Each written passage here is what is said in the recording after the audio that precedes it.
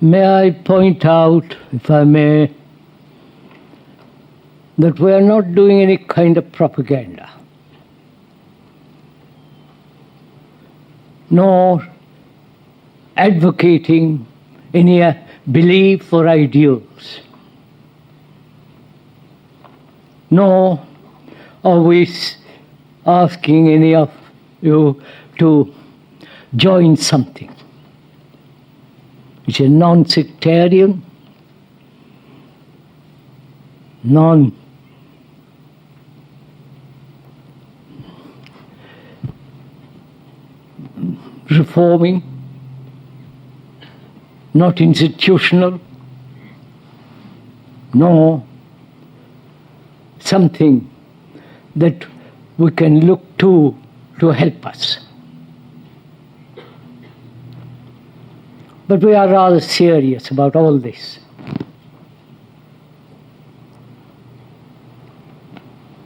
And I'd like to also point out, if I may, that we are thinking over together the whole problem, the problem of existence in our daily life, together. We're not merely listening to the speaker, but sharing not only the words, the meaning of the words, the significance of the content, and the pursuit of inquiry. So it is your responsibility, as well as the speakers, to think together.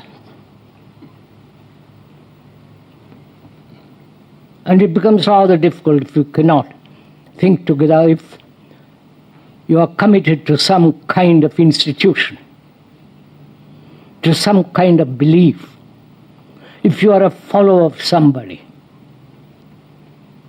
if you are attached to a particular belief or experience, and from that point of view think together, it is impossible. So I hope you will not mind that during this morning and the subsequent gathering here, that we are free, mature people who are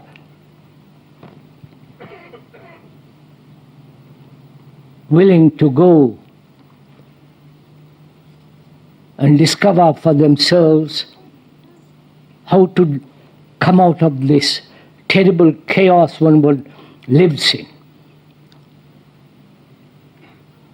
The world is so fragmented, more and more every year, breaking up, not only religiously, but also politically, economically, ideologically, and so on.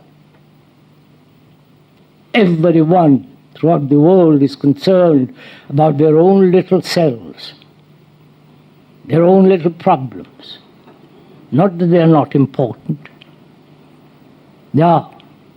But we must consider the whole of humanity, not just our little shrine or our little guru or our little belief or our particular idiosyncrasy and particular activity.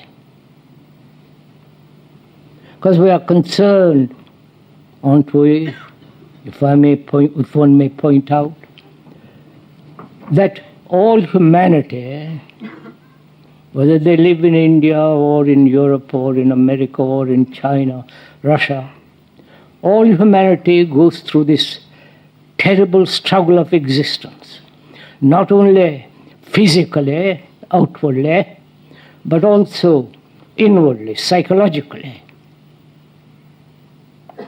This is the common factor of all human beings throughout the world. I do not know if we realize this sufficiently to have a global, a point of view that is whole, not fragmented. And as human beings living in this particular country or another, we are like the rest of mankind.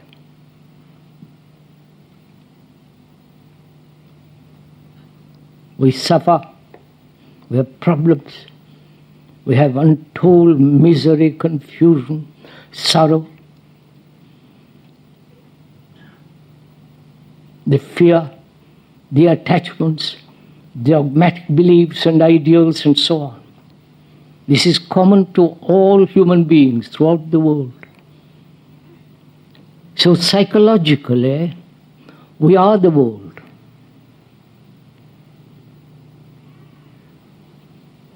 And the world is us, each one of us. This is a fact. As a toothache is a fact, this is a fact. It is not an idea. It's not a concept. It isn't something one strives after, an ideal, but an actual, daily, factual happening in all our lives. Either you can make this into an ideal or an idea and then try to conform or adjust yourselves to that idea, or treat it as an actual fact that we are basically at the core of our being like the rest of humanity. You may be tall, you may be short, you may be brown, white, pink, black and purple outwardly. You may have techniques that are different from another, different kind of education, different métier, jobs and so on. But inwardly, deep down in all of us, there is this tremendous sense of uncertainty, insecurity, sorrow, unimaginable pain and grief, loneliness. This is the common ground on which all human beings stand.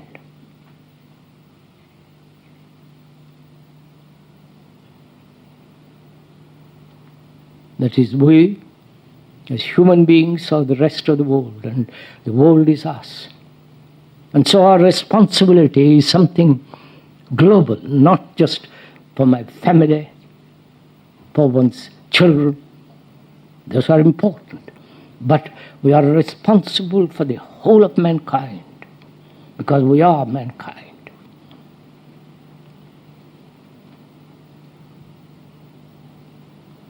But our beliefs, our ideals, our cultures,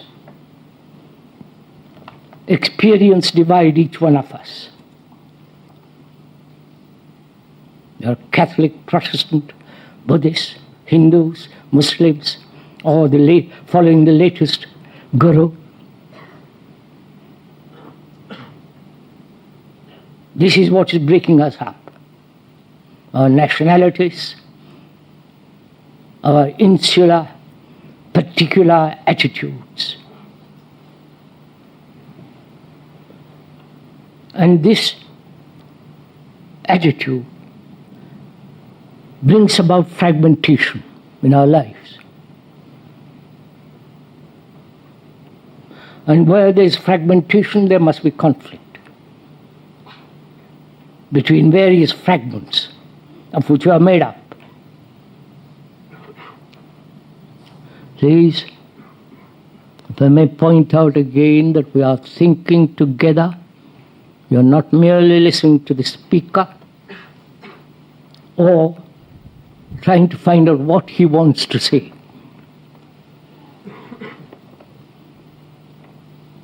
We are together examining the whole issue of our life. It's our life, your life. It's not somebody else's life. And that life, which is so fragmented by our education, by our nationalism, by our religious concepts and ideals, dogmas, images. These are the factors that bring about fragmentation in our life.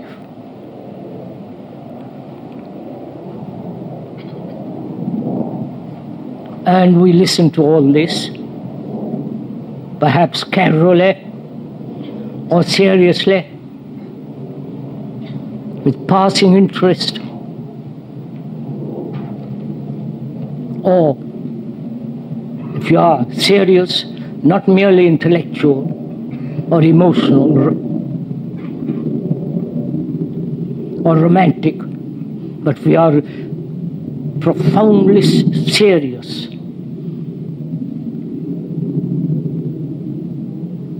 Then the question arises, what is our relationship? What is our responsibility to the whole, not only to the particular, to the whole of mankind? The responsibility that as a human being who is essentially, basically the rest of mankind, you may not like to believe that. You might not like to feel that you are merely an individual and what have one to do with the rest of mankind, which really is quite absurd if you go into it. We are the mankind. And so when we realize that, not intellectually, not verbally, but deeply, profoundly, as something terribly real, not as something romantic, emotional, but something that is actual in our daily life, then what is our responsibility to the wholeness of mankind? Please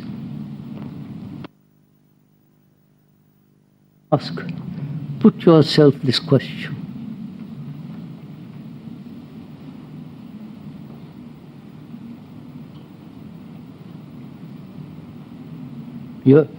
One feels responsible for one's children, wife, husband, girl, boy, whatever it is, because you are intimately connected with them. You have to bring them up, education, and so on. Early livelihood feels certain amount of security. So you gradually restrict the wholeness of life into a small, narrow little groove.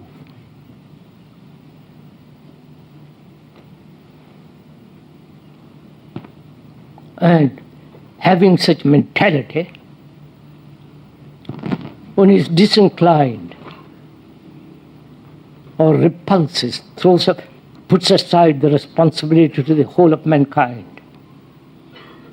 Not only the mankind, but to the earth on which we all live. We are responsible for all that. Ecologically, economically, spiritually. But if we cling to our little images, however reassuring, comforting, satisfying,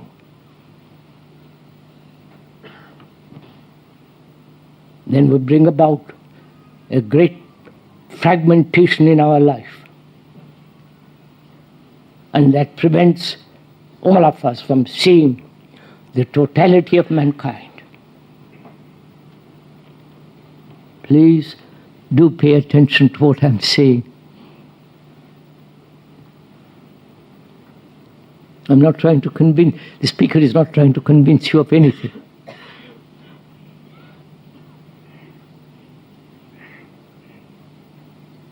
Not trying to persuade you, influence you, or direct you. I'm not your guru, thank God. Gurus are absurd, anyhow.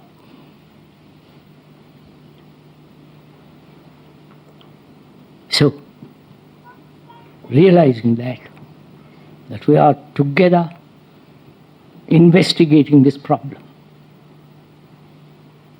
And when the speaker says together, he means it. Because the speaker can talk to himself in his room.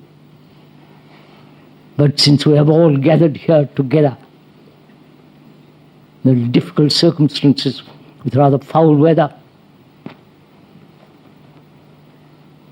it behoves us to apply our minds and our hearts to find out a way of living that is whole, complete, not fragmented.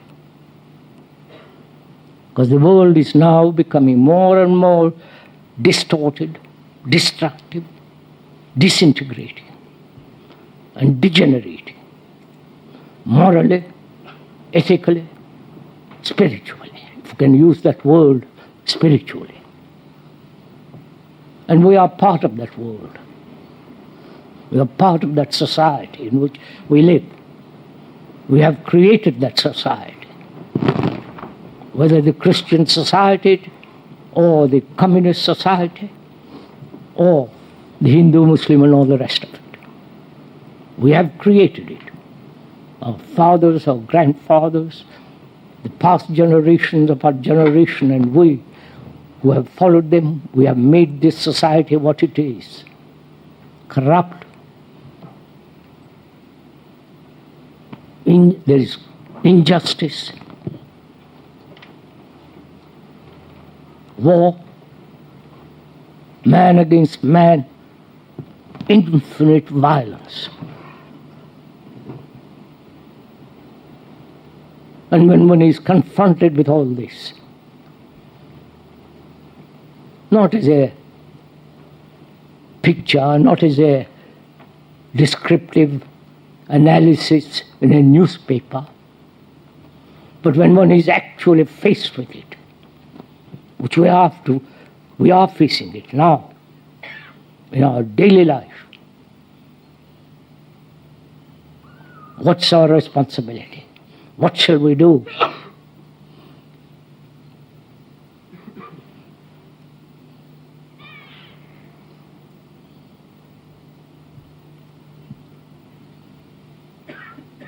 See, our minds, our brains are so conditioned that we can't find an answer for this. We look to somebody, trot off to India,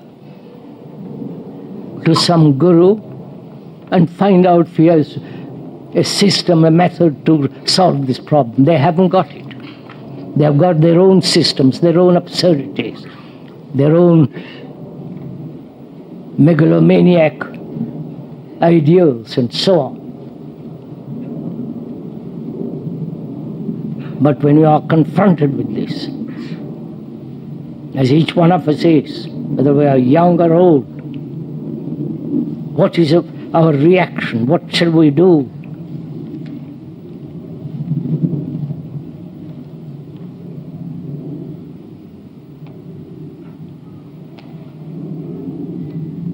To find out what is right action in all this.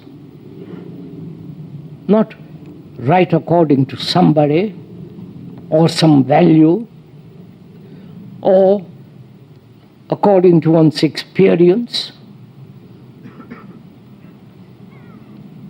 or according to some ideological concept. Such concepts, conclusions, do not bring about right action.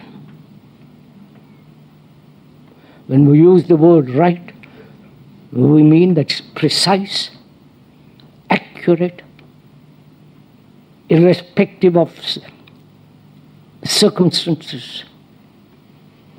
What is the right action in all this? In this mad, rather insane world in which we live.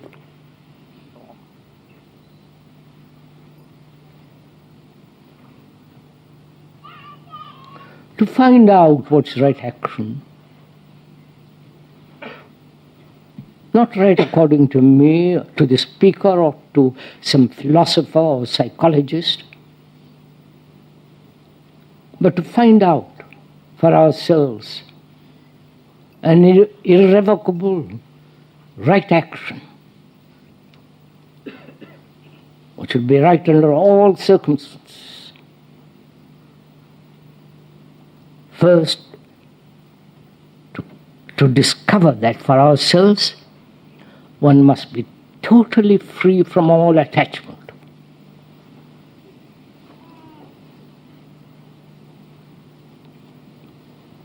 For attachment breeds corruption.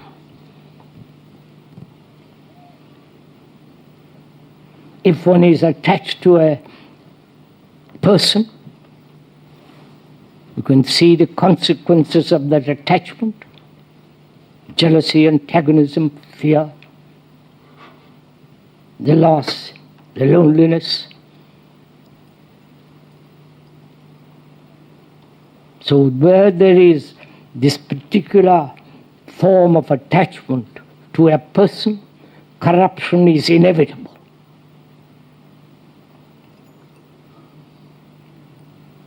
But to cultivate detachment is another form of corruption. Right? I wonder if we understand all this.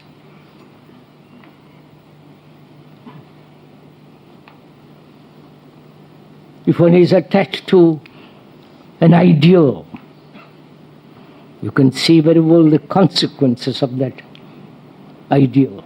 One becomes violent. And is always trying to conform to a pattern that that thought has established. And are never facing the fact of what is actually going on, but rather comparing what is going on with what should be, which is another form of corruption. If you are attached to an image, and that's one of the most difficult things, because each one of us has some kind of image about ourselves, or an image created by thought in a church, in a temple, in a mosque, and so on and so on. Those images are very comforting, reassuring, giving us a tremendous sense of security, which is no security at all.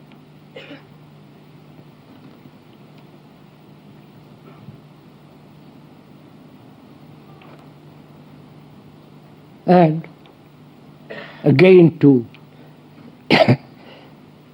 be attached to an experience, to hold on to an experience, some experience that you have had, talking or walking by yourself in a wood, you suddenly come or feel this oneness with nature. That there is no division between you and the world about you. This sense of wholeness. It happens, and that's an experience which is registered in the mind, in the brain, and then one clings to that.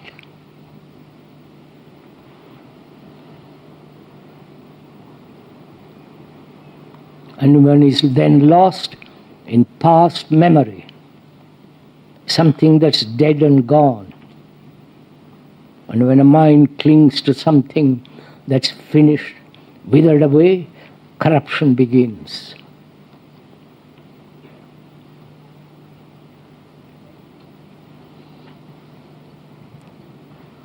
I hope, if I may, speaker may point out, you are not merely listening to the words of the speaker, but you are investigating into yourself, seeing actually what is going on within yourself. The speaker merely acts as a mirror.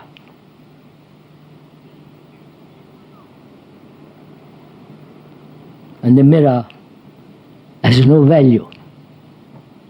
You can break it, and one must break the mirror. That mirror is merely to see oneself actually what is going on inside. We are attached to all these forms of persons, ideals, concepts, conclusions, prejudices, experience, which is the beginning of corruption and fragmentation. If you have one image and I have another, being born in India or you born in America or in Russia or here, we have created that image in ourselves. And that image separates us. And so destroys this feeling of wholeness, this sense of global reality of our life. So can one actually be free of all attachment? Not just keep one or two secretly to oneself.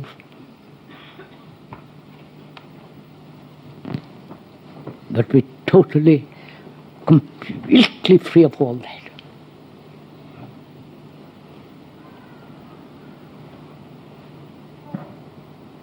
If one cannot, then you are maintaining fragmentation and therefore conflict, division, struggle, wars, and all the ensuing miseries.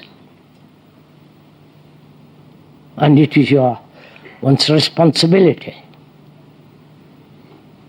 This is real responsibility for each of us. Not to have a single image.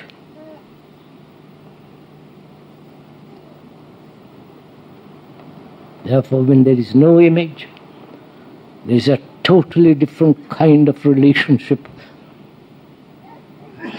which comes into being. Not only with the person with whom you are intimate, but also with the rest of mankind.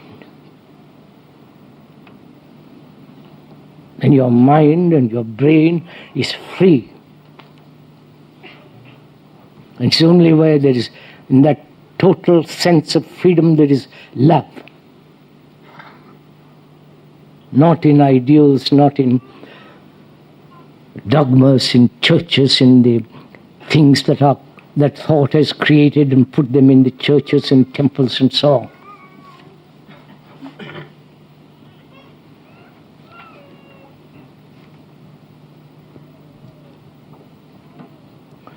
So one asks how serious one is.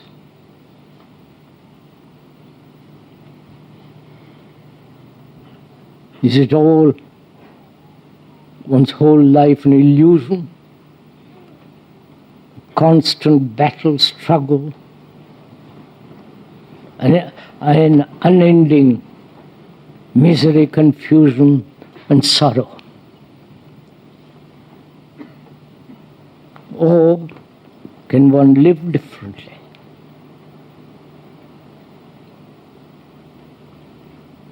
Is our brain capable of totally changing its whole structure,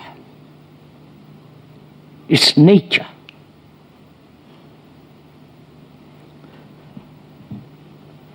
The brain has If I may go into it, and if you are willing to listen, and if you don't listen, it doesn't matter either.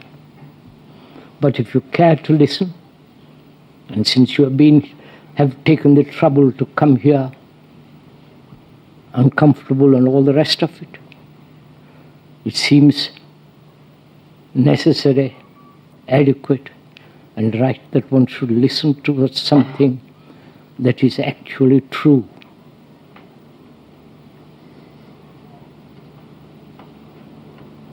Our brains have been conditioned along a certain pattern.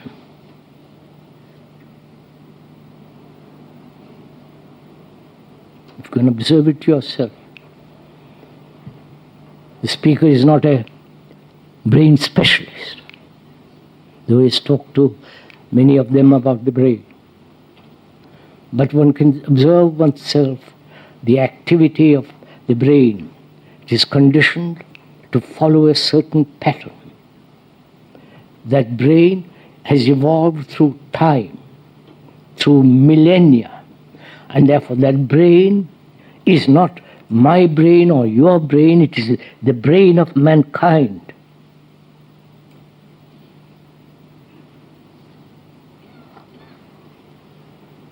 And that brain has followed a certain way, certain route, certain pattern, and that pattern has brought about this division between man and man.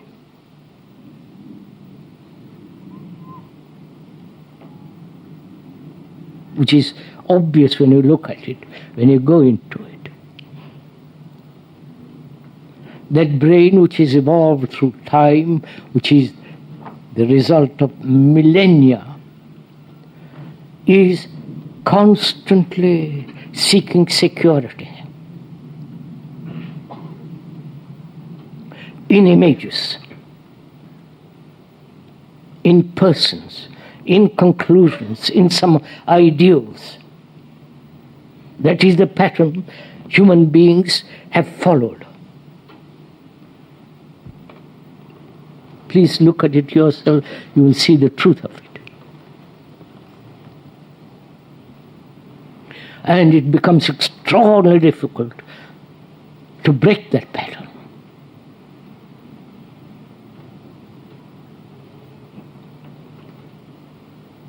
Even ordinary physical habit, like smoking, drinking, all the rest of it.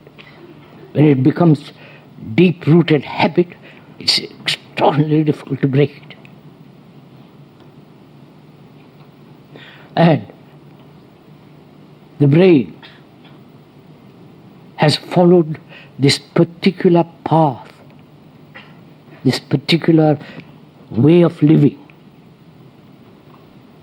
being concerned with itself, with its own egotistic activities, its own sorrow, its own particular anxiety, its own pleasures, its own demands. That has been the pattern of this brain for generation after generation.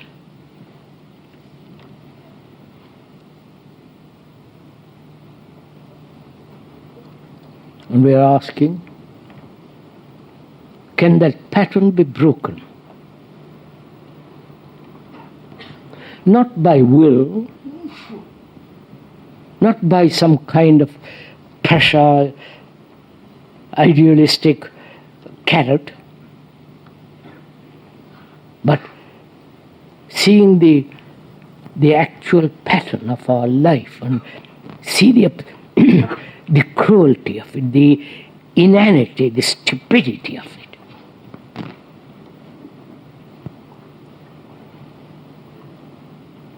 That to live in images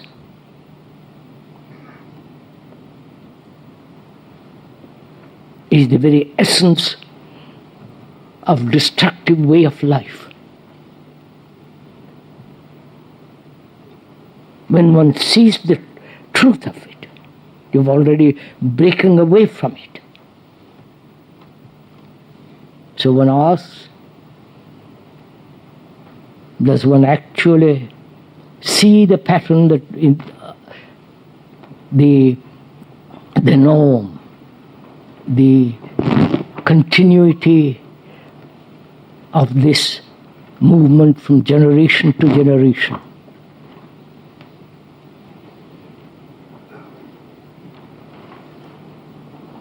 And this movement is in the brain, in our hearts, in our minds.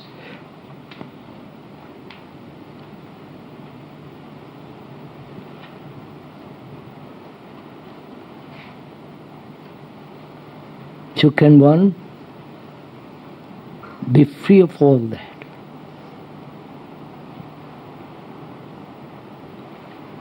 Otherwise we pursue the way of our daily life, which is corrupt, fragmentary, destructive, violent.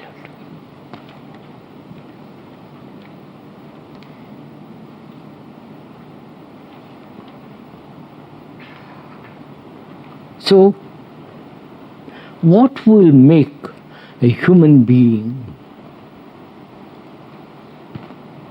put away all these things? Religions have threatened, saying if you don't do this, you'll go to hell. Especially in Christian world. If you don't follow a certain religious image, you are, the rest of it. So what will make a human being like us see the reality of it, go through it, finish with it? You understand my question? We have tried every kind of persuasion, propaganda. We have followed so many ideals, gurus, concepts. We have exercised every kind of will, rewards and punishments. But apparently, human beings don't change radically. They change a little bit here and there, depending on circumstances, convenience, satisfaction. So what will make us change? What will make us, for example, a very simple fact that we have multiple images not only about ourselves, about our country, about our neighbor, about our politicians, our religion, our God, and all the rest of it. Images created by thought.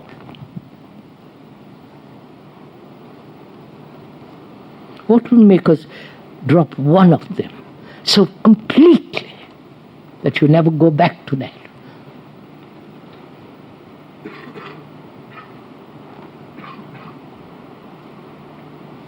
Please, it's a serious question we're asking, not just casual question on a morning that we have gathered together. It's a very serious question. What will persuade you? What will make you? What will drive you? What will influence you to change? We have tried all those. Every form of persuasion, every form of reward and punishment. But apparently, after thousands and thousands of years, we are still more or less the same. Self-centered, lonely, being attached to some ideal, following some pattern, political or religious or other. All that it indicates the fragmentary state of our brain and mind.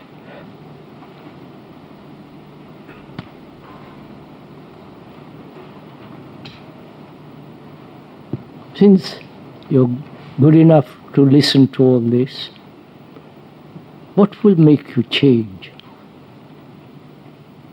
What will make you naturally, easily, without effort, without any anxiety or thinking about the future, just give up? Let the images that one has fall away.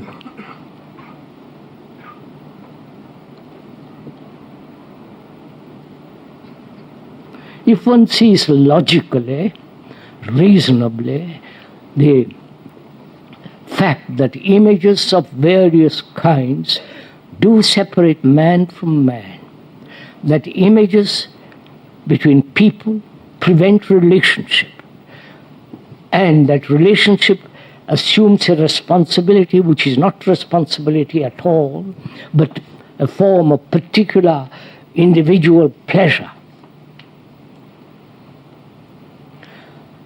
All that. Now what will make my mind deeply reject all that?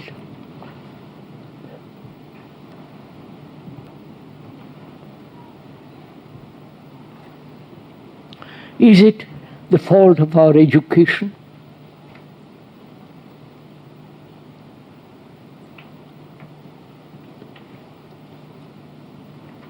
Always geared to passing examination, jobs, career, money, power, position. Is that one of the major factors of this fragmentation? Is it the political system, whether left, right, extreme left, extreme right, and so on? Or is it also the fault of our religions, organized religions with their dogmas, rituals which have no meaning whatsoever? It's also stupid, childish. And we yet go on with them. And always frightened of what the future. This sense of deep inward insecurity. So, seeing all that, what's our answer to it? Either you reject all that, or oppose it by clever arguments, the impracticality of a life without ideals, without images. That's what you think. We think that's the most practical way of living. It's not. On the contrary. You can see what's happening in the world. The communists, the socialists, the Catholics, and so on, with their images, with their ideals, with their concepts, dividing. And if they do not divide, they try to convert you to their, through pressure, through torture, through various forms of excommunication and so on.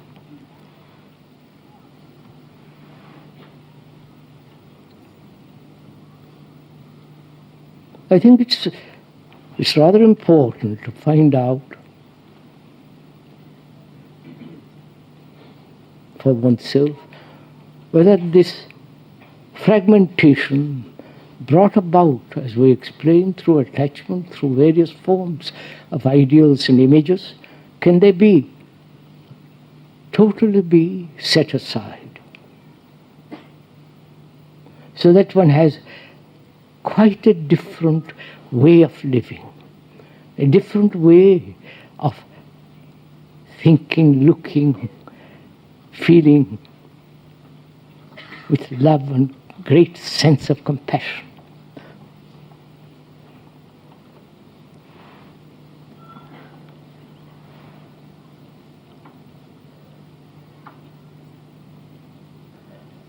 Why do you listen to me, to the speaker? You're all very silent.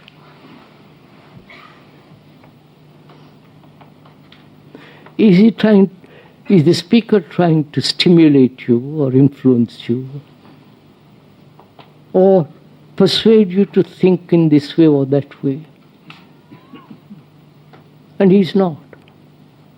All that he's saying, look, observe, for God's sake, look at things as they are. See what is actually going on within your skin, within your mind, within your heart. Not try to translate it, distort it, but actually observe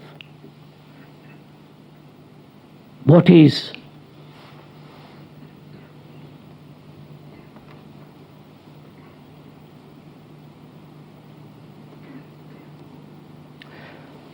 So one of the problems is, perhaps that's the major problem, that our thought has created this society. Our thoughts have brought about this religious structure without any meaning. Our thoughts have built this world about us, apart from nature, apart from the animals, apart from the earth. Otherwise, thought has built all this about our churches, our gods, our religions, our political system, right, left, center, extreme, this or that. Is thought.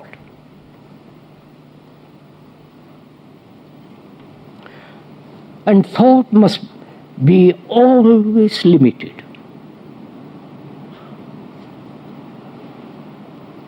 Because thought is the outcome of knowledge. And knowledge can never be complete about anything.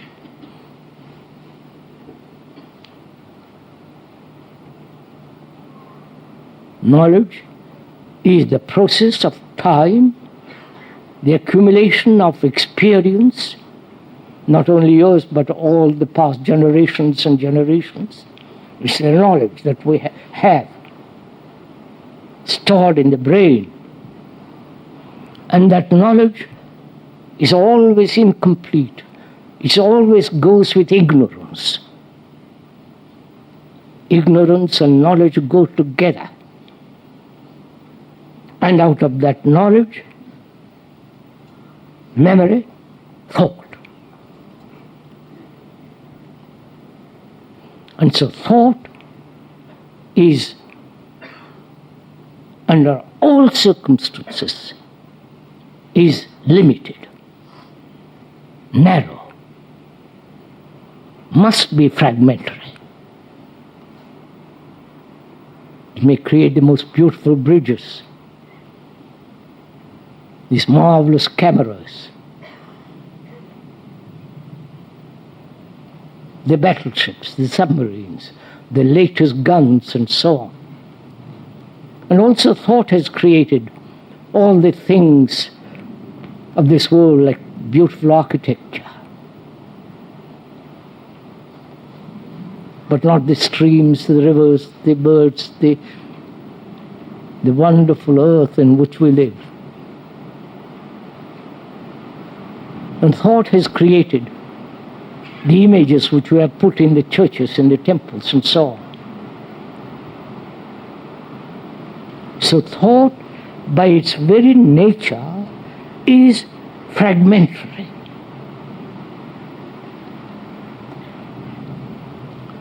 And we, the whole of our being, our struggle is the movement of thought. Please do.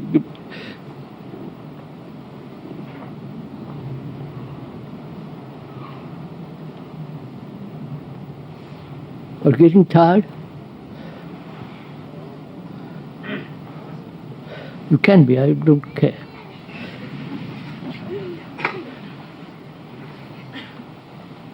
But this very serious thing we're talking about.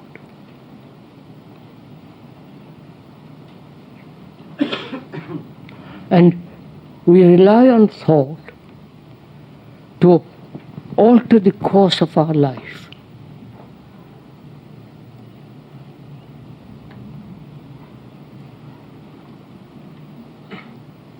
And when thought alters the way of our life, that way of life will be fragmentary, it will not be whole, complete.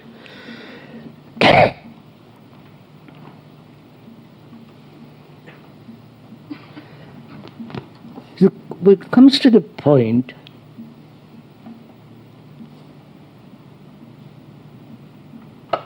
one realizes all this, if one has gone into it at all, and one comes to a certain wall against which you can't go further.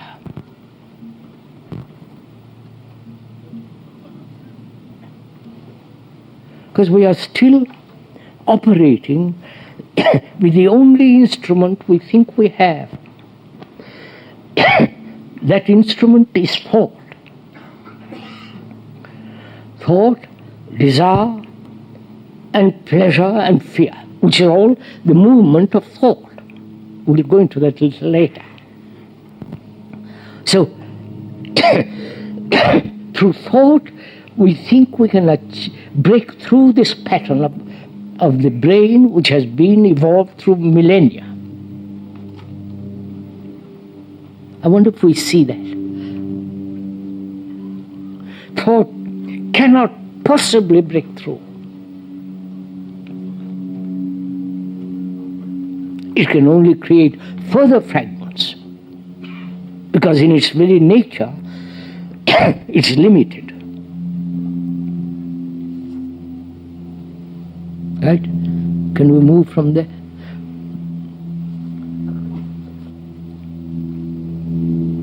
Knowledge is necessary. Technological, surgical, engineering, scientific knowledge and so on is necessary.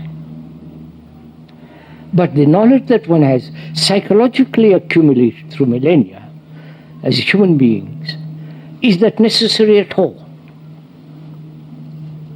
You understand my question?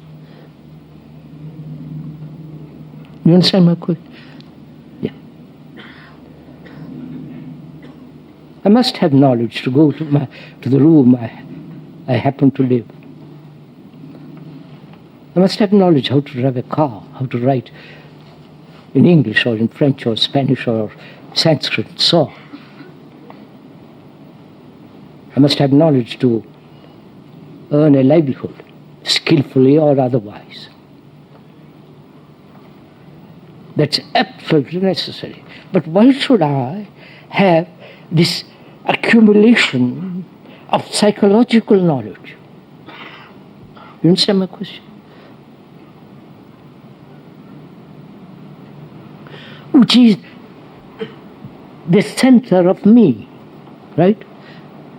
My egotistic pursuits, my egotistic demands, activities, the whole of that is based on knowledge. That knowledge may be transmitted into the future, modified by the present, but it's still knowledge. And psychologically, why should I have any knowledge at all?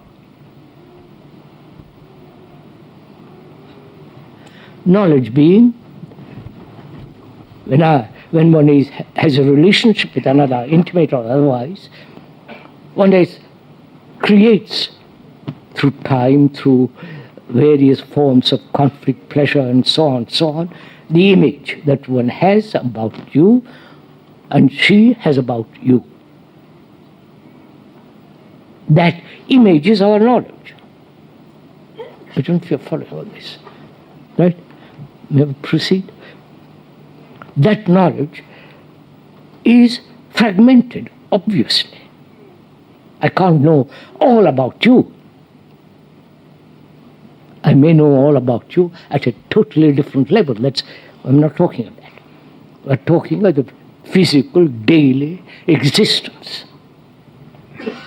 in which there is so much conflict between two human beings.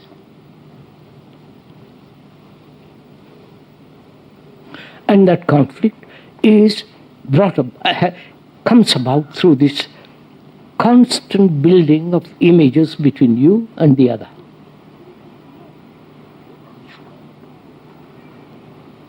No?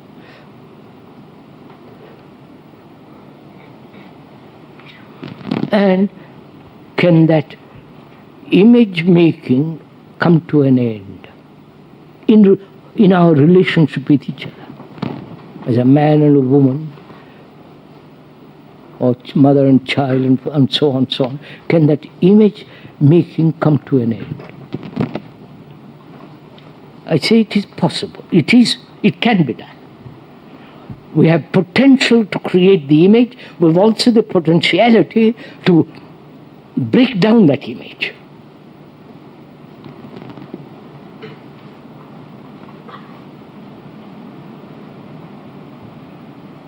That is, why does the mind, thought, and also the brain create the image? You see, please, this is very important to understand, because the wholeness of life, if one comes to that sense of total integrated whole, then all conflict ends. And as long as there is this movement of thought, creating images between oneself and another, that sense of destructive individual narrowness will also destroy the wholeness. You understand what I'm saying? My Lord, why are you all so silent?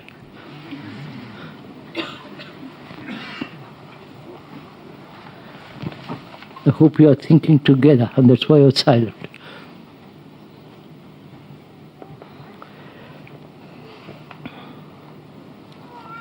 So after pointing out all this, what is one to do? Is it ever possible to end this movement of not only creating images about the whole as well as the particular? Can this movement of thought end?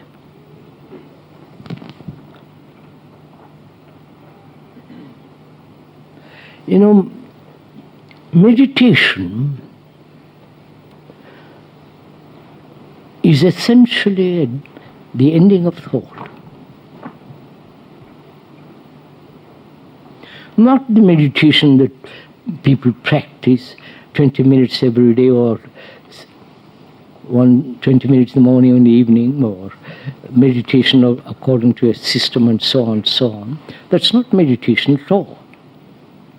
Meditation is the ending of image making by thought and the ending of psychological knowledge about psychological knowledge. Totally, so that the mind is free from the past.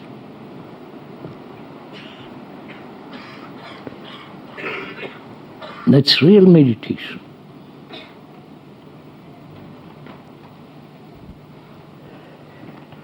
Now we've talked for an hour, and what good has it done?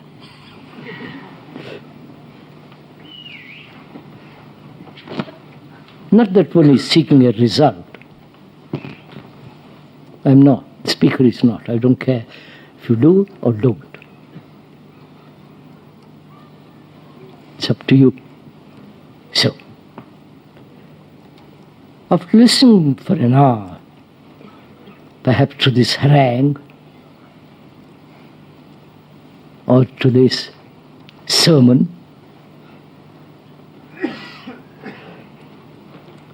You know that story of a preacher talking to his disciples every morning? That was his habit. He would get up on the rostrum, talk to his disciples about 10, quarter an hour, and begin the day that way. So one morning he was preaching, talking about goodness of life, how to behave. A bird comes and sits on the windowsill, and the preacher stops talking. And they all listen to that bird. And the bird flies away. And the preacher says, the sermon is over for this morning. Right? Got it? May I get up now?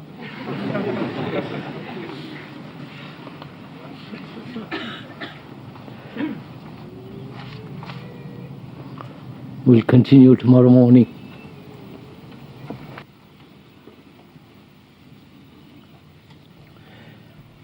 Maybe we go over a little bit what we said yesterday, and we'll continue from then on.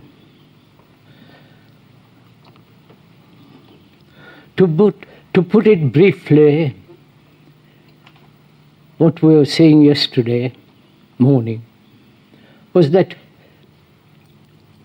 the world is in such a chaotic condition, fragmented, violence,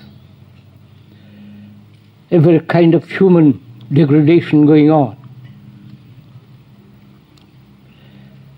And it's one of the basic, irrefutable fact that all human psychology, all human state throughout the world, whatever country that one may live in, that all human beings suffer. That all human beings go through various forms of despair, depression, anxiety, and innumerable ways of fear, and the everlasting pursuit of pleasure. This is a common ground upon which all human beings stand.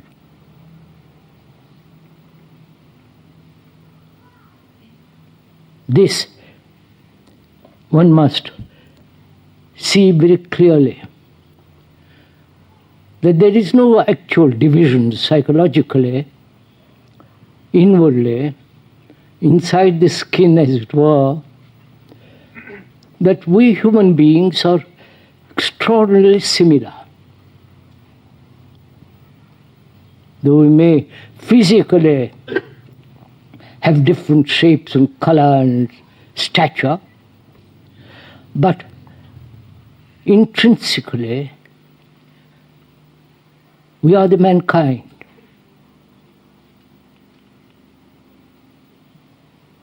You are the world and the world is you.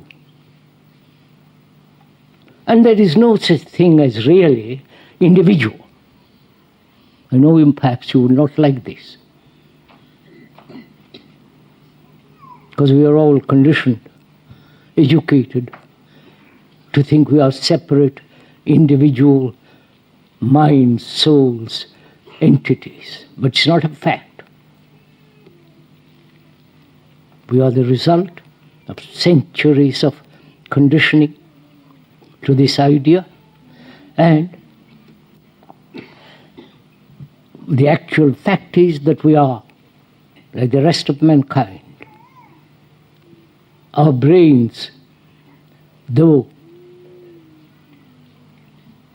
conditioned to a particular activity of a so-called individual, but actually we are not. We are the whole of mankind.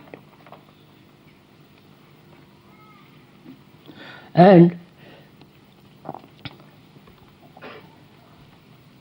we said yesterday, when we actually realize this fact, which is irrefutable, we may logically tear it to pieces, but it is so. And then one asks, what is our responsibility? Not only to our own particular family, friends, and so on, but to the whole world, to the whole humanity of which we are. What's our responsibility? Do we see it? Do we act as a whole human being? Or as a fragment of that totality? A fragment that's dividing itself all the time into nationalities, cultures, religions, various sects and gurus and all that business. And our brains, our mind, our hearts are actually the expression of the world in which we live. The society which we have created with our violence, greed, anxiety, uncertainty, confusion, longing for some security, both physically and psychologically. And we have created such a society which is obviously corrupt. And this corruption, as we said yesterday, comes into being when there is attachment to any particular country, idea, belief, dogma, and so on.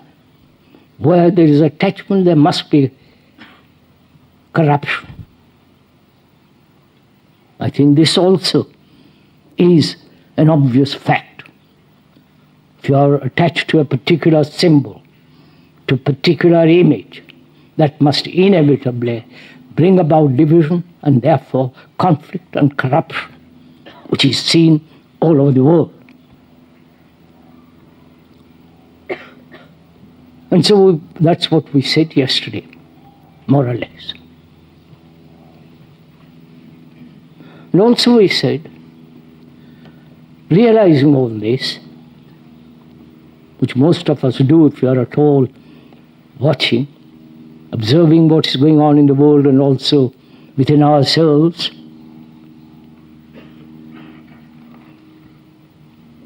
what shall we do?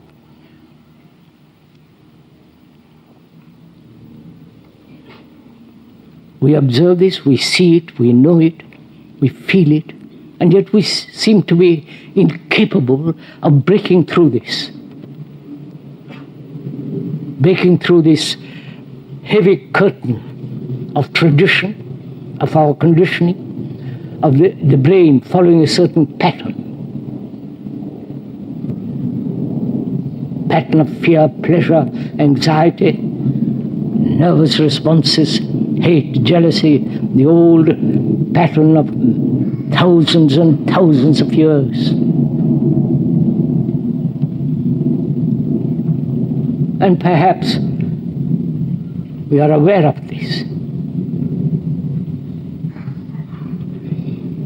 And yet we seem to be incapable to finish with it.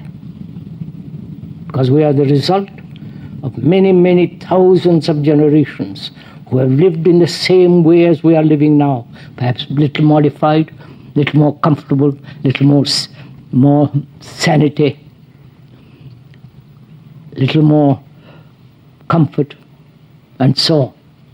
But inwardly, we are almost like the 1,000 past generations. So the question arises from that. Why is it that we don't change?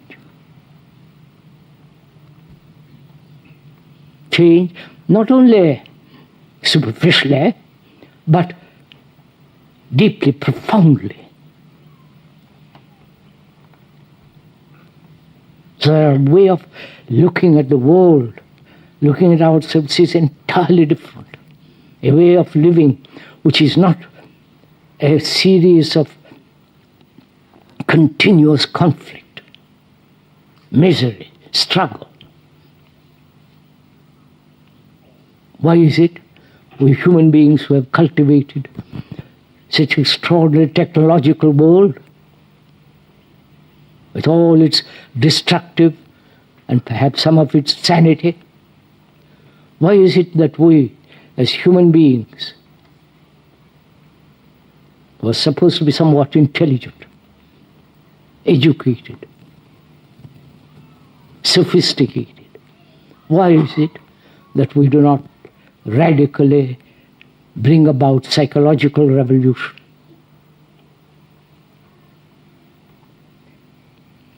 If one asks that question, if you have ever asked it of yourself, and find that you're caught in your own experiences and the images that one has created, not only of the world, but of the so-called religious mind, which is essentially based on images and symbols and superstitions and hopeless illusions. And yet we go on, day after day, continuing with our fears, with our anxieties, uncertainties, confusions, sorrow, and so on.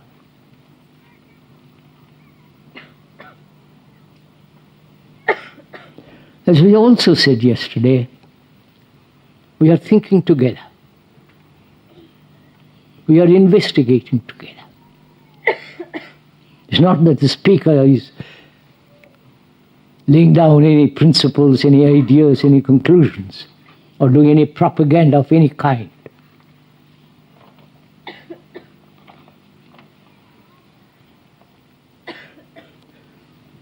Unfortunately,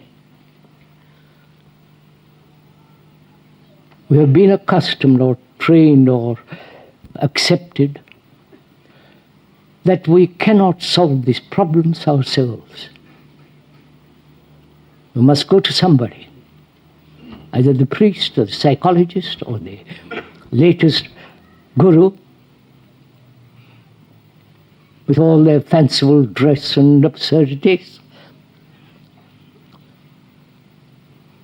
And we are so trained and conditioned that we cannot dissolve our own inward struggles, problems, and anxieties. That's why you're all sitting here, probably, hoping that I will help to solve your problems, hoping that we have new kind of enlightenment. You know, that's one of the strange things. Enlightenment cannot be given by another. It's not a matter of time. It's not a matter of evolution, of gradual growth, moving from one step to another step, higher and higher and higher, till ultimately you come to something called enlightenment. That's a good old tradition, a trap for the human mind. That which is eternal, which is nameless, is beyond time. And you cannot approach it through time, through gradation, through gradual process. So we must ask, why is it that our minds and our hearts and our own brain, which is the brain of humanity, because your brain is not your brain, it's the brain that has evolved through millennia.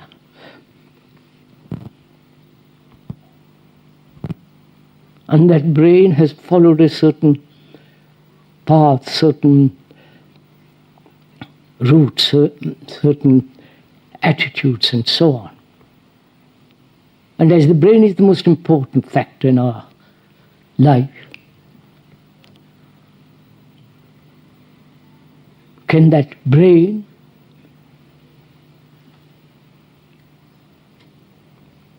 change itself completely? That's a central question. You understand? We are thinking together. You're not listening to me. We are like two friends talking together. There's nobody else but two friends. And I hope we are like that in this gathering. You and I are sitting quietly in a comfortable chair or in walking along in a wood and talking over this seriously. That is, can the brain, which is evolved through time, has set a pattern for itself, a movement in which it has grown gradually from the most primitive, most backward to an extraordinary brain that we have now. And that brain has lived always in this pattern. You understand my question? Of fear, greed, violence, brutality, never being satisfied, pursuit of sex, pleasure, and all the rest of it. That's our brain. Can that brain transform itself? You understand my question? Because the brain is the most important thing in our life. Brain, then the heart, physical heart, and all the nervous responses which the brain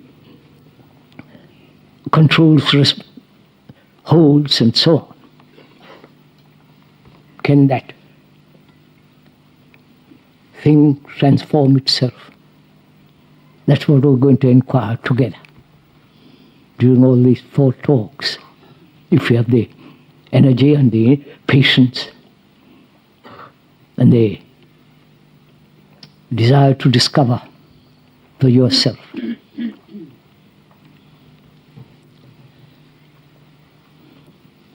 One of the factors of this brain and mind is that it is controlled by desire. Right? Desire with its will. Will is the essence of desire.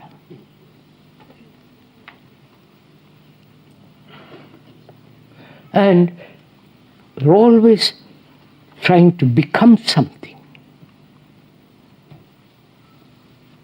Like the clerk trying to becoming manager, the bishop becoming archbishop, and the cardinal, and ultimately the pope. And the disciple trying to become like the master.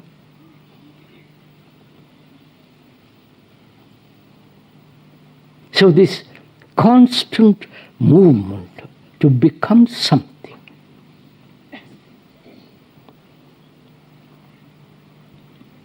And if we don't become something, then we vegetate.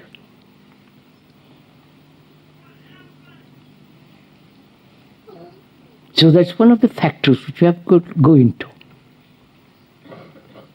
Whether there is any becoming at all.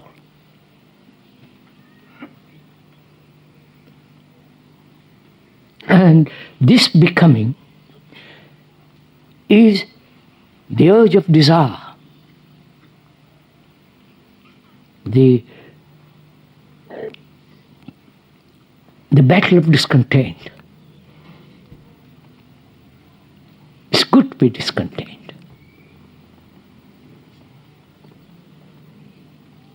With everything around one, including with the speaker. To doubt. And in the Christian world, doubt is an anathema. You say, you're tortured for it if you doubt.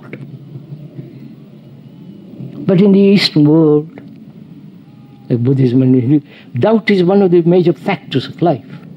You must doubt. Because doubt purges the mind. Doubt your own experiences, your own gurus, your own activities, why you put on these strange clothes.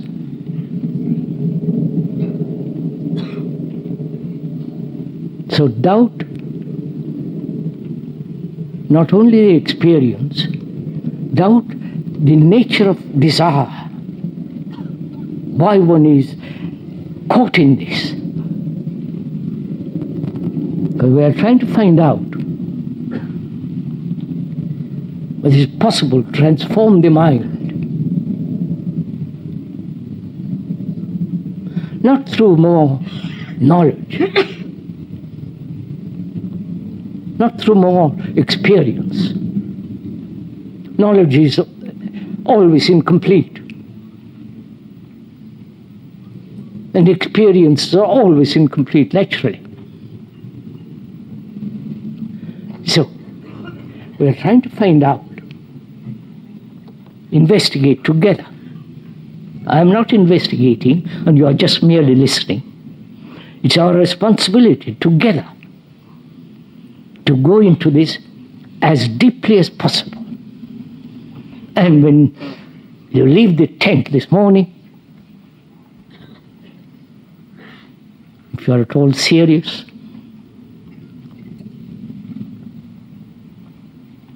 to discover for oneself that it is not only possible, it actually can take place. This is not a hope, an idea, a concept, an illusion. An illusion that's satisfying, but to discover for oneself, without any persuasion, without any reward, without any punishment, without any direction, which means without any motive, which is very, you following all this? Without any motive, to discover whether it is possible to totally transform the brain and its activities. Its activity is the movement of thought.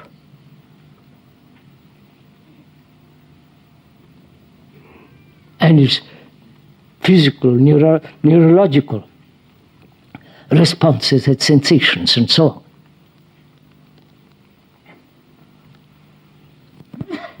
When this question is understood, that we are together investigating, and one of the factors of this investigation is that the movement of desire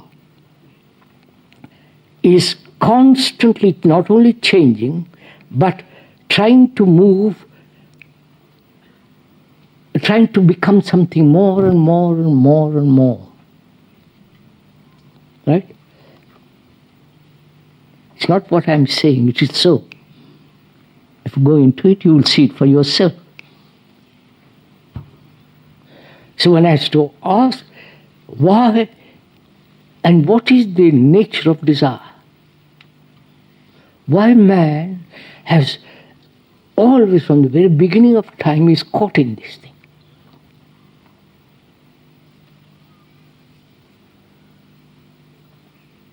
And so, the pattern has been set to become something.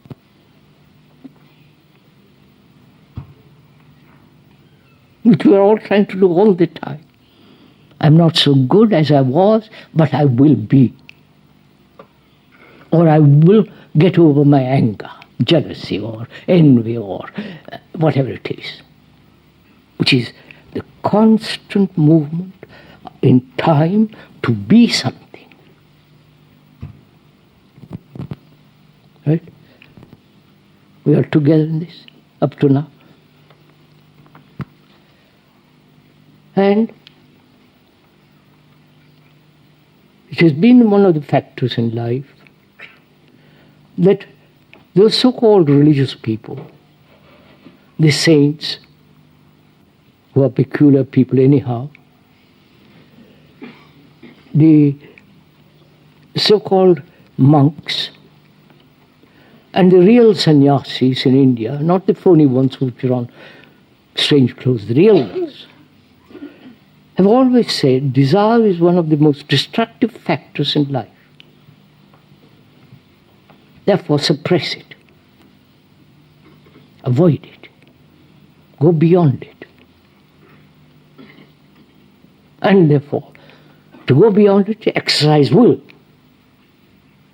control, suppression. But the thing is boiling inside. You may sit quietly in a monastery or in a hill or in a wood or in a bench in this garden, but the thing is burning. So one has to understand its nature, not pervert it, not suppress it, not destroy it, but understand it. One can understand it either verbally or actually. Verbal understanding has a little meaning. We can go into step by step, look at it without analyzing, just look at it as it moves.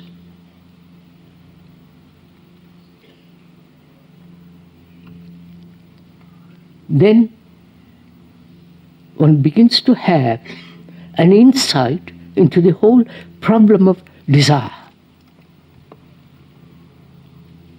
I'm going to go into the question of insight presently. Because as desire is such violent process, controlled, shaped, but it is tremendous vitality it has.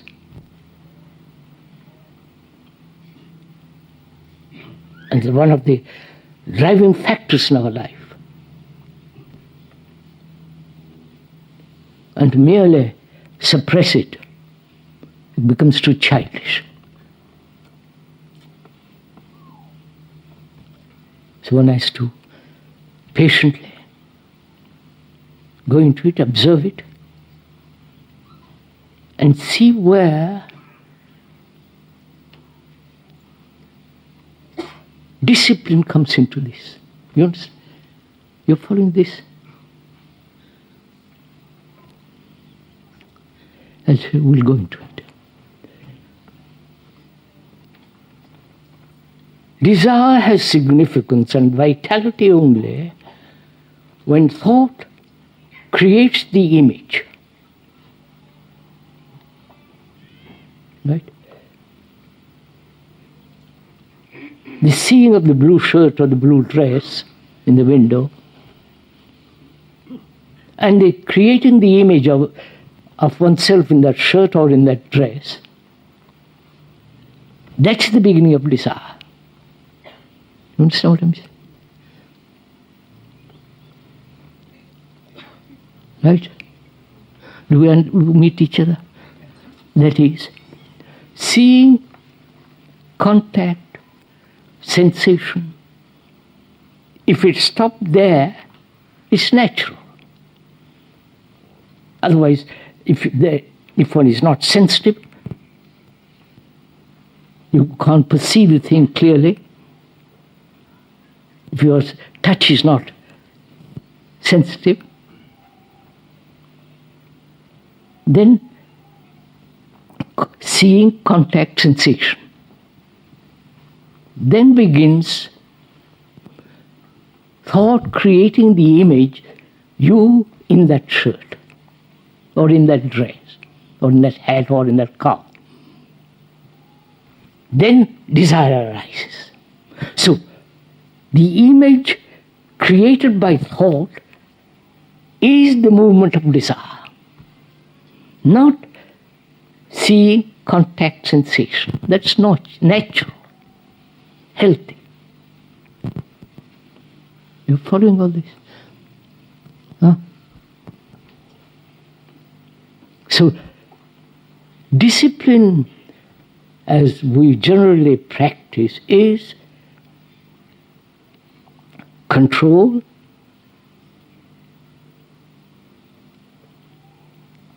accepting the authority of a pattern,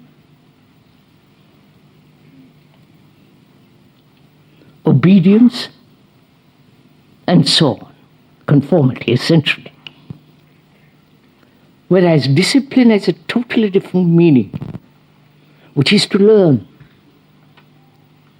It comes from, naturally, we all know English, it comes from the word disciple, to learn. Disciple is one who is learning not from a master, from a superstitious guru, but learning. To learn means to observe. To observe the movement of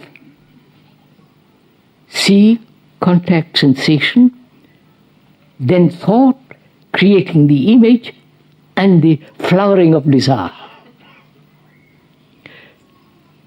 To see how desire arises requires very close observation. Right? That observation has its own discipline.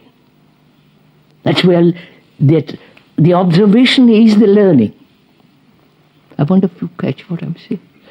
Right? Can we go on? Thank God somebody can say yes.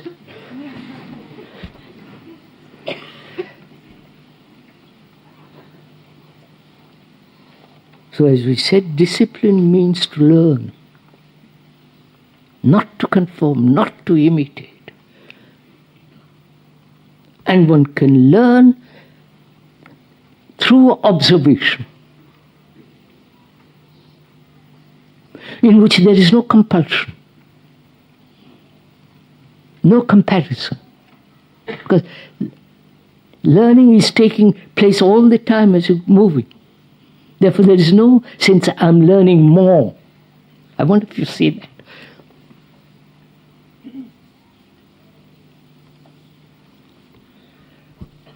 So we can see now that the learning learning the movement of desire and from that you see that there is the moment thought arrives with its image, desire flowers. And to give an interval, a long interval, between seeing, contact, sensation, and thought bringing with its image. To postpone the image. You understand? To postpone the image is the learning. Oh, right? Right? Good. So, and will is part of the desire. So desire is the movement of time. Right? Not the physical time, but the time that I will have that shirt.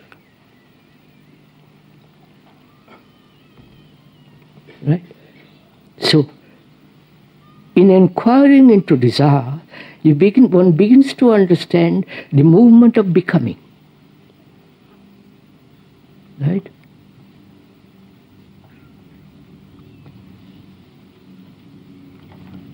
That is there duality at all? You understand my question? Please, it's related to what we're talking. It's not something irrelevant. It's related directly to desire. That is, we live in opposites. I'm angry, I should not be angry. The fact is I'm angry. Right? The non-fact is I should be. Right? And this is part of our becoming. I wonder if you follow all this. You're following me? It's rather fun if you can go into this. Not as an intellectual game, but we are human game. It's much more serious than intellectual game. We are dealing with humanity, with ourselves, who are humanity. And we are asking whether this mind, this brain can totally transform itself so that it's something entirely different. We say it can be done. It is possible. And we're doing it now, if you observe it slowly, carefully. We have followed the pattern of desire and the conflict between the opposites. I am, I should be. The fact is only what I am, not what I should be. What I should be is the invention of thought in order to avoid what is. I wonder if you follow this. And the understanding of what is more is the learning of it, not how to transform it. I wonder, you're getting all this? Not to transform it, learn about it. In the very learning about it is its resolution of it. Is its radical change. Right? So we say it is possible. And if one has this insight into the whole nature of desire, insight, then that very insight, I've discussed this with certain scientists, they agree to this, so we may perhaps agree also to it. But don't agree because scientists agree. But see for oneself the fact. That is, when one has an insight into this movement of desire and becoming and the conflict of the opposites, which is part of desire, when one has this insight, the very brain cells themselves are changed. Don't accept this because I'm saying, the speaker is saying it. But you can see it for yourself. So we have to inquire into what is inside. Are you all ready? Shall we go on? You see, we are always functioning with knowledge. Right? The knowledge that one has accumulated through education, mathematics, geography, history, that knowledge in order to survive in this world, to get a job and so on. But also we are functioning with our psychological knowledge, the accumulation that one has gathered through 30 years, 40 years, or past inherited genetically. So there it is. We are always functioning with knowledge, skillfully or not skillfully. Right? And knowledge, as we said yesterday, is always limited. It's always within the shadow of ignorance. There can never be complete knowledge. But there can be ending to knowledge. I want to see the difference. I'm going to show you presently. So, knowledge is the movement of time,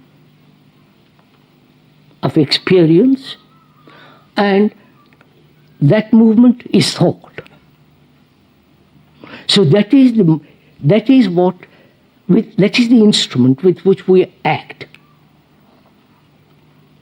That's the instrument with which we analyze and come to a conclusion. And then say that conclusion is right because we have logically explained it, it has been proved, and so on, it is acceptable, reasonable, sane, based on thought, which is always limited, naturally. You follow this, please follow this little bit with attention, if you don't mind. That is the field in which we operate, all the time, waking and sleeping. And with that knowledge, we try to resolve the psychological problems, like desire, for example. And when you examine it, analyze it, which is the movement of thought, that analysis can never dissolve the desire.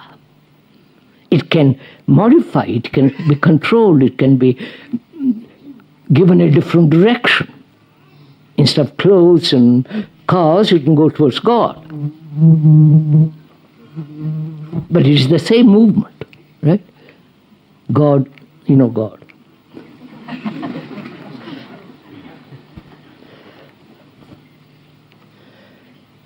So we are asking, what is insight then?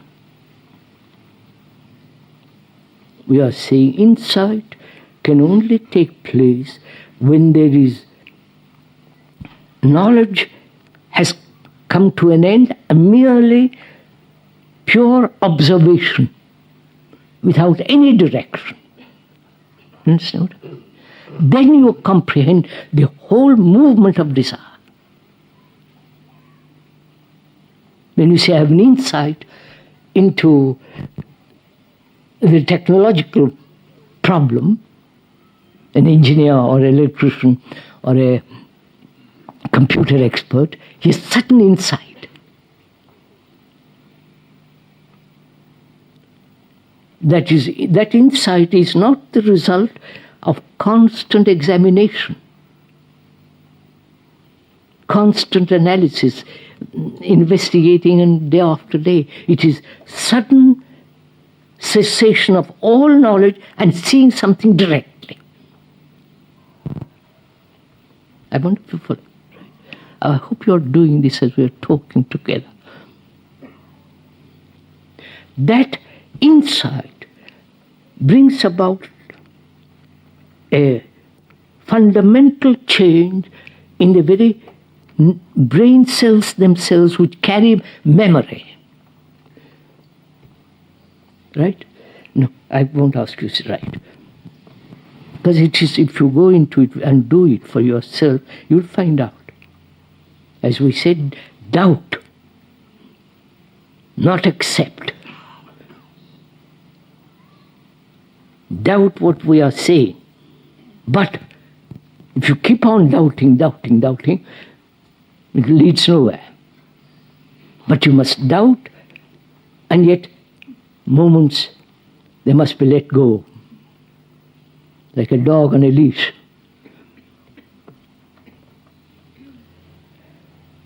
So, in the same manner, one of our factors in life is relationship.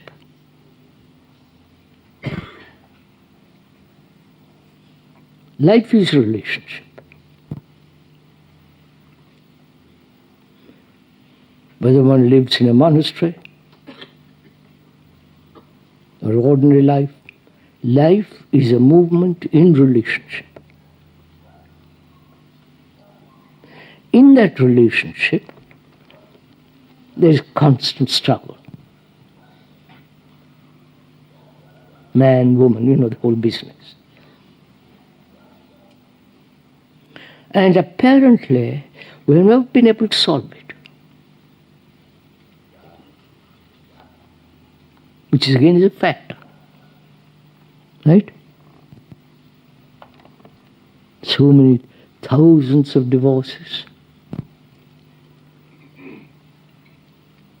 Moving from one man to another man and a woman, trying to find some kind of satisfaction, fulfillment, all that business. And that's what we call relationship.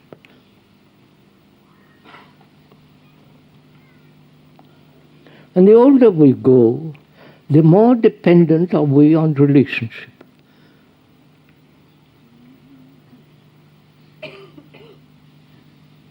And in that relationship, there is always you and me. The two separate entities trying to be related. You understand the absurdity of this?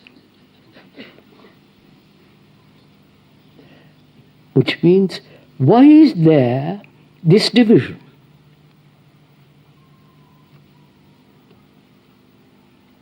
May we go on? Are we following each other? I'm sure this will interest you. The other you think is all nonsense or is too idealistic and illusory. But this, I hope, will interest you.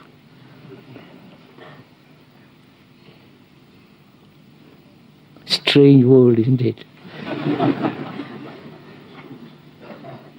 We are only interested in something that's very near to us. Something that's biting us. But we are not interested in the global thing, in the whole human existence. So we are reduce all this enormous life and with all its complexities into a little thing.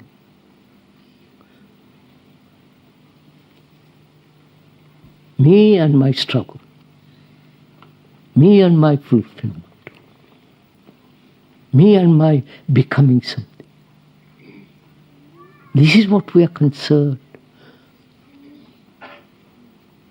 And the tragedy is, you will never solve this unless you have understood the wholeness of life. And the beauty, the greatness, the sublimity of the wholeness.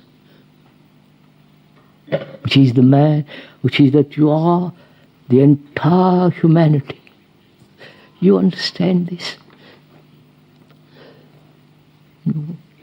You leave the tent and go back to your little backyard.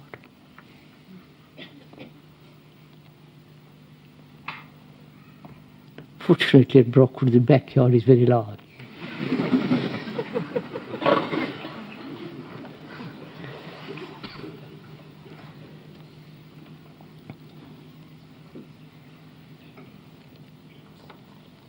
As we said, one of the factors is relationship. We are always trying to find a way to be related to somebody.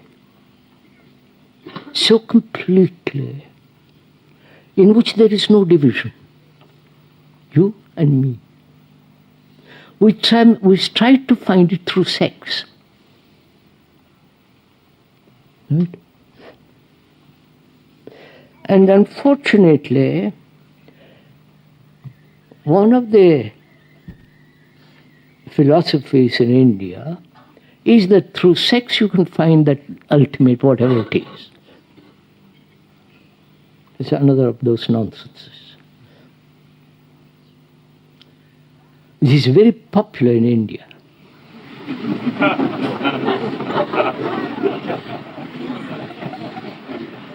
And that's why all these followers go after their gurus in India.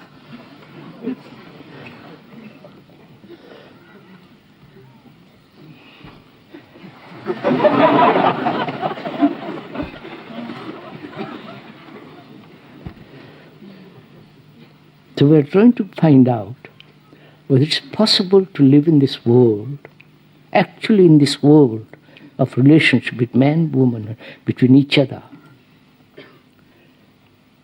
without any division. You understand? Is that possible?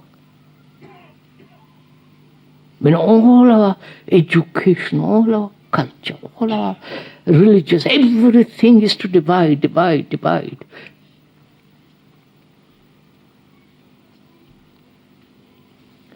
Now together we're going to investigate this.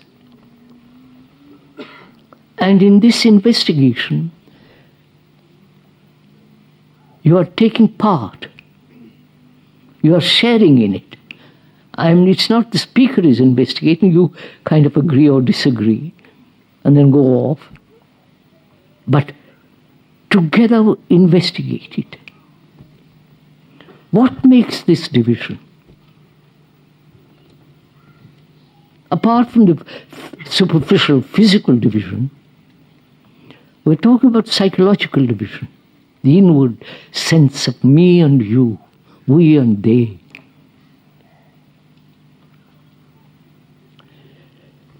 Why does this division exist? Is it actual? Is it something that we have been conditioned to? Like the Arab and the Jew and the Muslim and the Hindu. This division which is being created through culture and religion, which obviously is the result of thought and propaganda and all that business. Actually, there is no division. If I live in India, I'm not an Indian or a Muslim, there is no division. Does the division exist because of the word?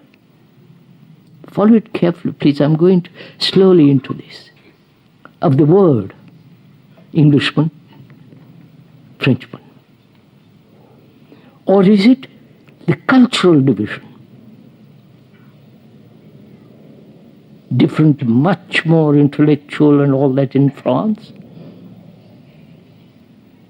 The sense of highly cultivated mind. And here there is a different culture. More buying and selling,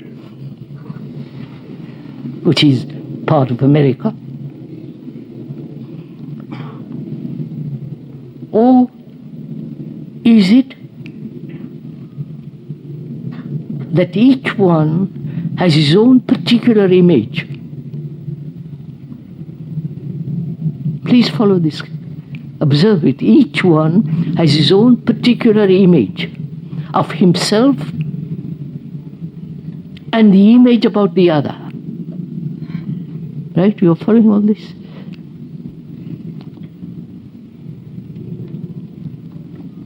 Right? That is, two people living together intimately are bound to create these images. Right?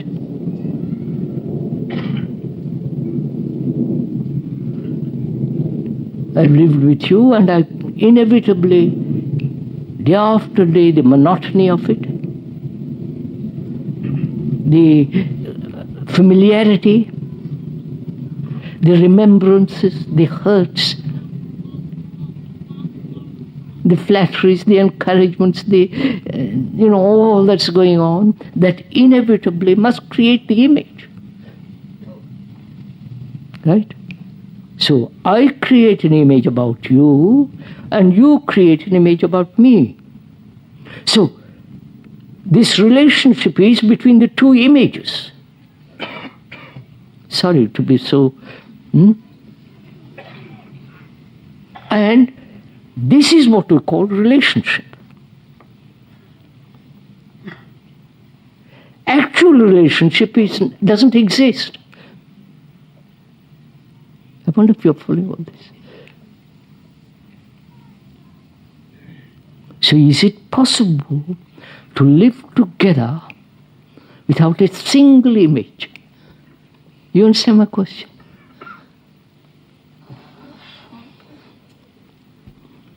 We say it is, of course it is. Otherwise there is no love, there is no, you follow? Then there is conflict. Division invariably brings conflict. British and French and German.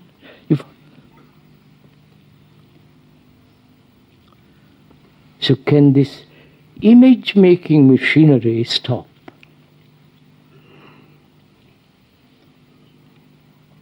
We are investigating together.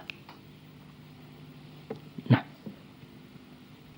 why does the mind, thought, create the image?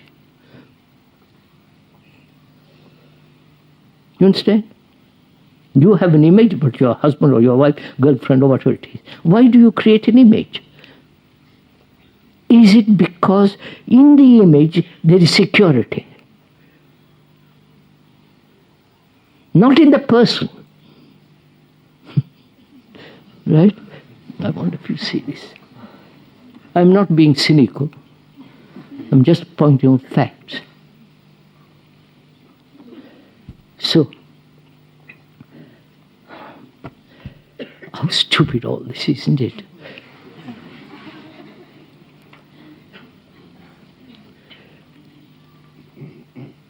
Now, can that image making stop?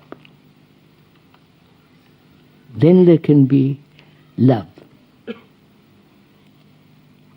Two images having relationship and calling that love, you can see what it is. Jealousy, anxiety, quarrels, irritations, bullying each other, possessing each other, dominating, and so on, so on, so on.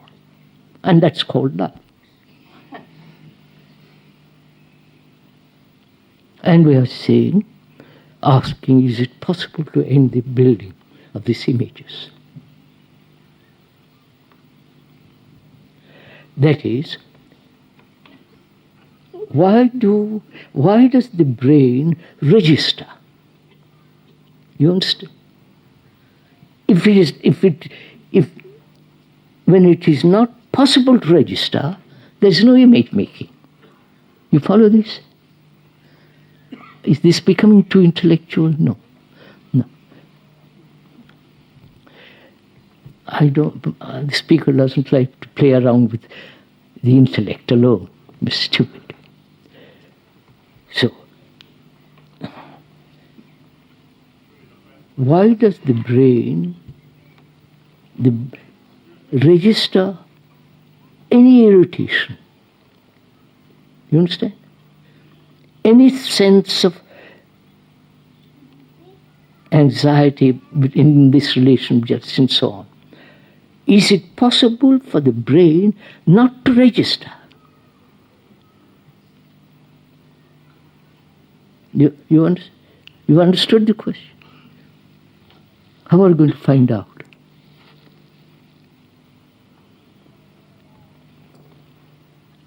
You flatter me or insult me, which has happened both.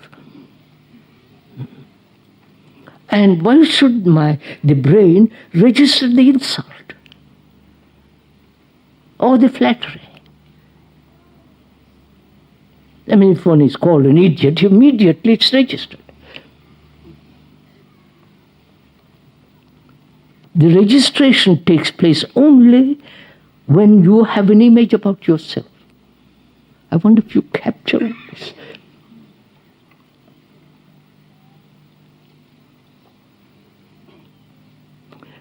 This is insight, you understand?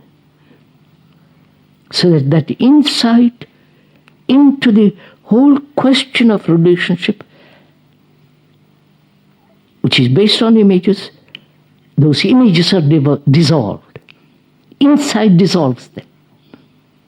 Not argument, analysis, and emotional reactions.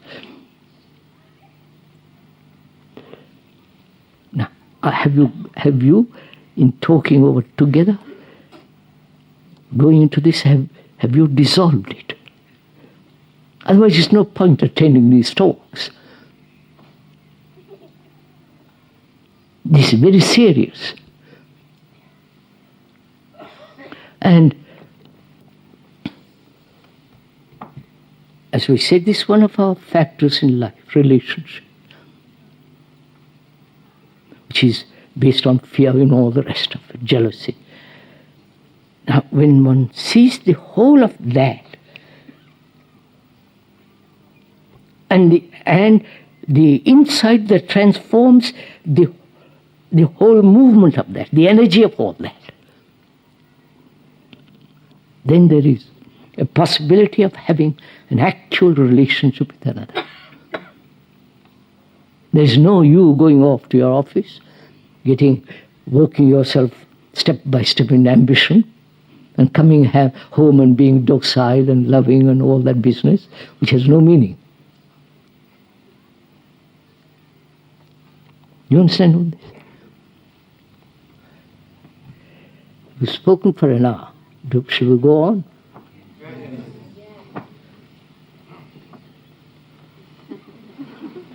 All right.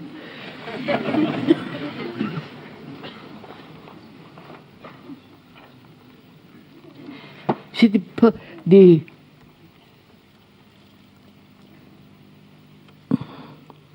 the meaning of all these gatherings, and we've had it for 60 years, I've had it. Either you play with all this and come back next year and say, let's play the same game again. Or talking over together, seriously as we are doing now, you see for yourself the depth of your own perception into yourself, unaided by another. You see it in yourself, the whole movement of desire and relationship. And when you have an insight into that, your life is transformed vastly.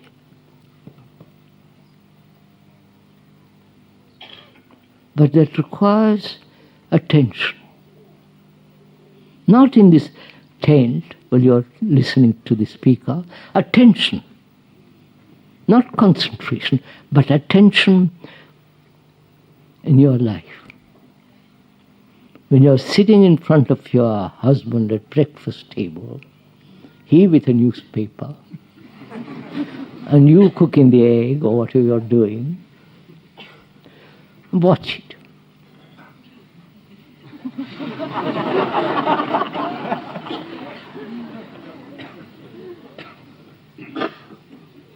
You understand? Actually, the terrible reality of no relationship, except sex and all that, but actually there is none. So you are, by your own action, you are living a solid, isolated life. Do you understand what I'm saying? How can an isolated entity love?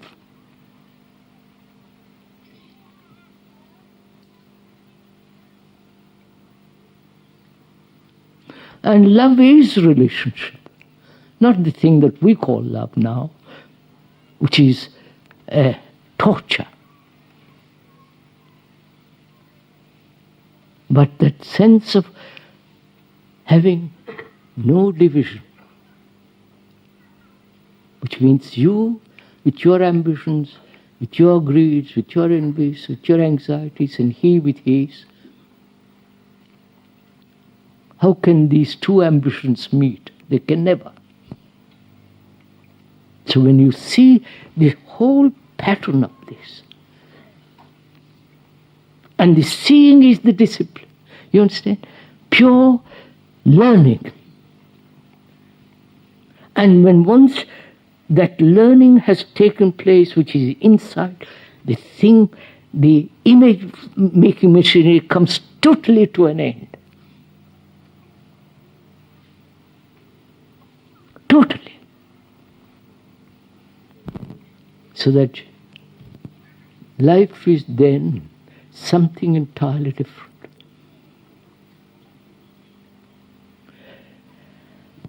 I don't know if we have time to go further into this question of becoming. You understand? This is it. Desire, relationship. Both is to become.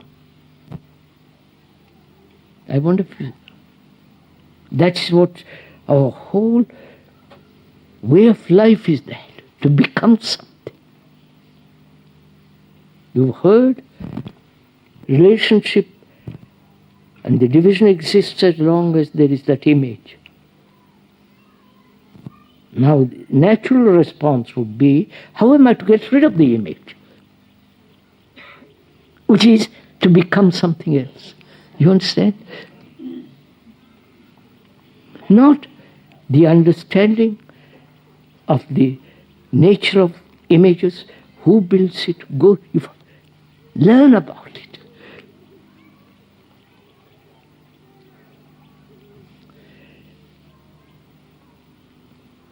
And the other factor in our life is pleasure.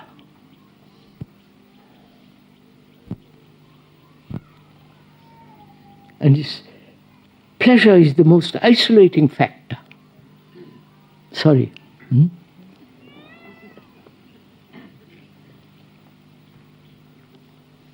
I don't know if you do you want to go into it? Is a good time for that?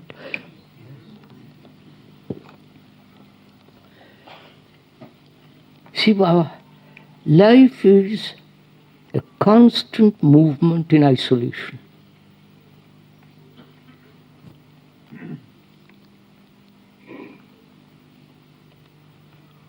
That's a fact. Each one of us is so occupied with himself, with his ambitions, with his lack of fulfillment, with his progress, with his, this self-centered activity is isolating. Building a wall around yourself and then stretching your hand over the wall to another.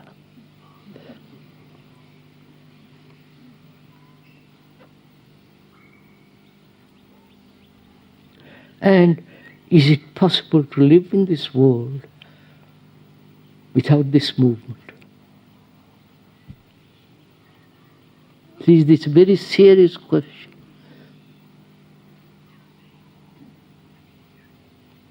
Never, we're always seeking fulfillment or being wanting.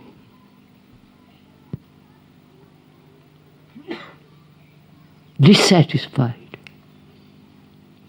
Discontent is good.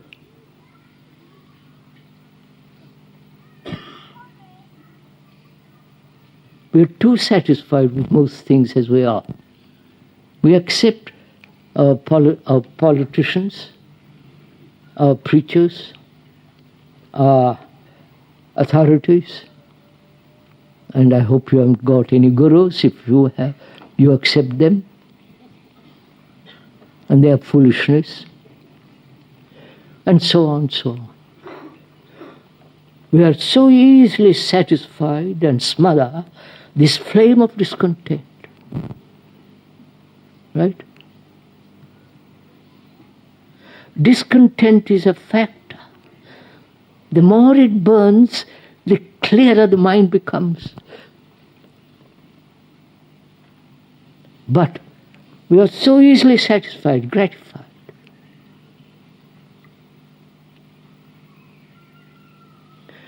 And one asks, can there be an end to all discontent?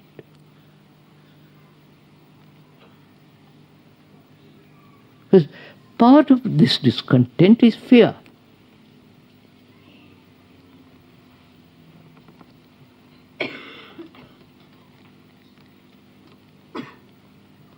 And why is one discontent?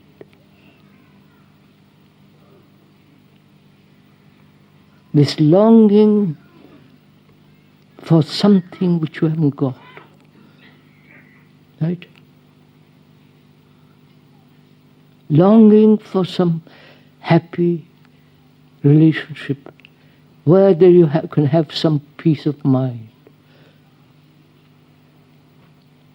That is, where there is discontent, there is always the search for content. You understand all this? Move, please, let's move together.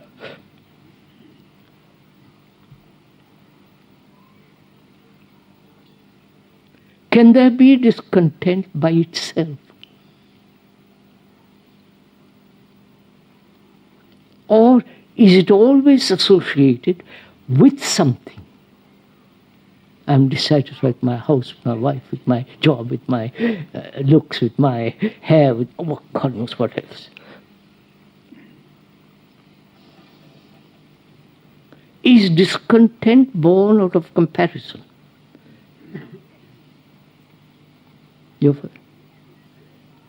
Why do we compare? I know it's said through comparison is progress and all the rest of it.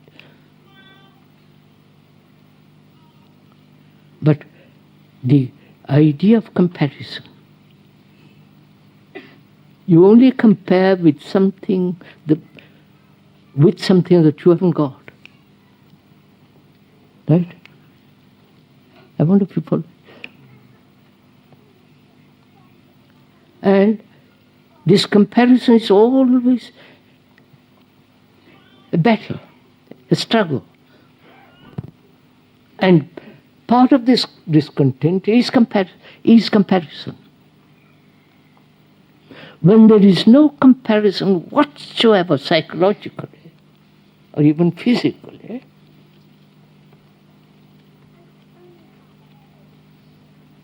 is there discontent?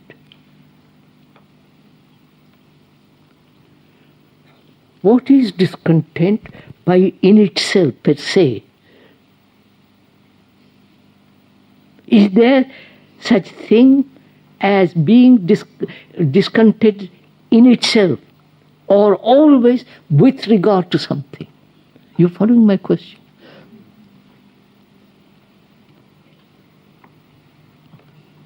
Unless we understand this, we will not only discover the nature of fear and the ending of fear, but we have to understand this too.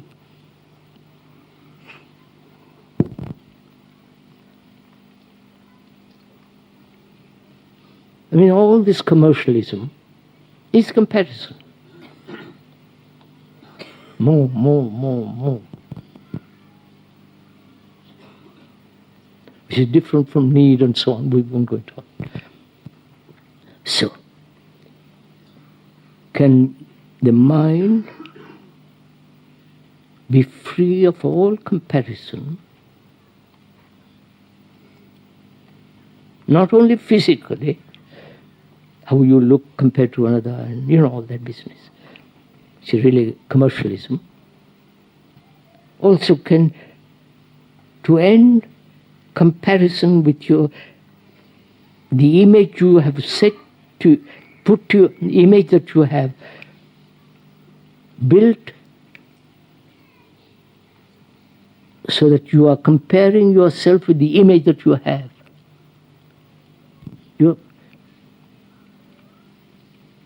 Can you end all that so that there is never a sense of discontent?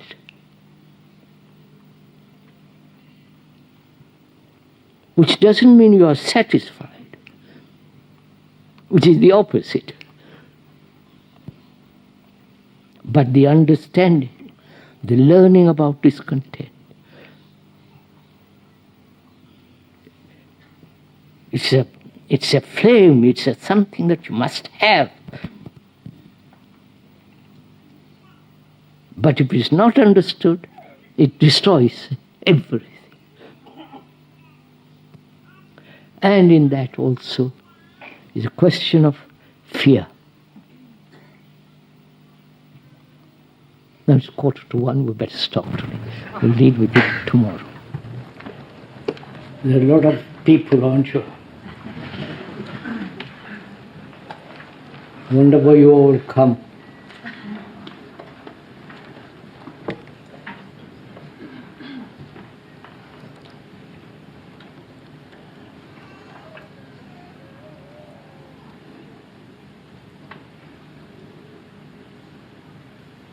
The last two talks that we've had here, we talked a great deal about relationship.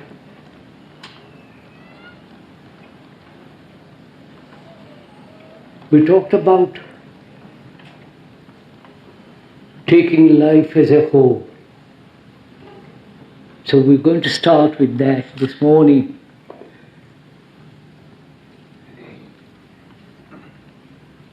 One wonders why, observing what is going on in the world, why there is so much disorder.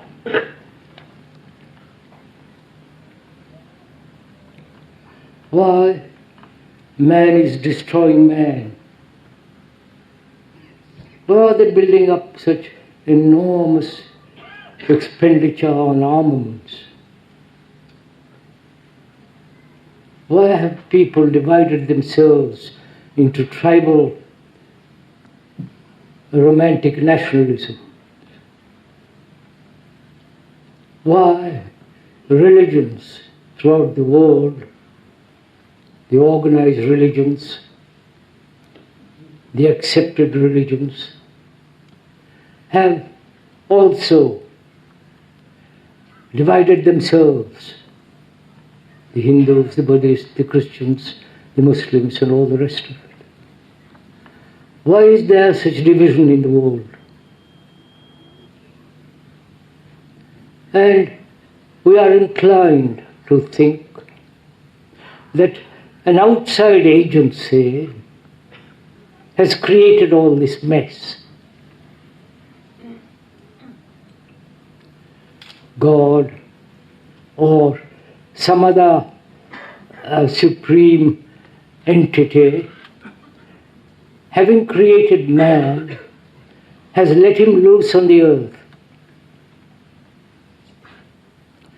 And what man has done is quite incredible and shocking.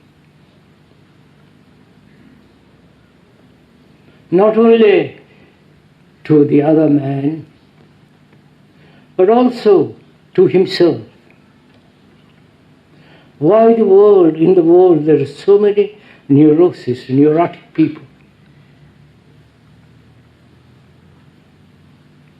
Why is there this constant battle between man and woman?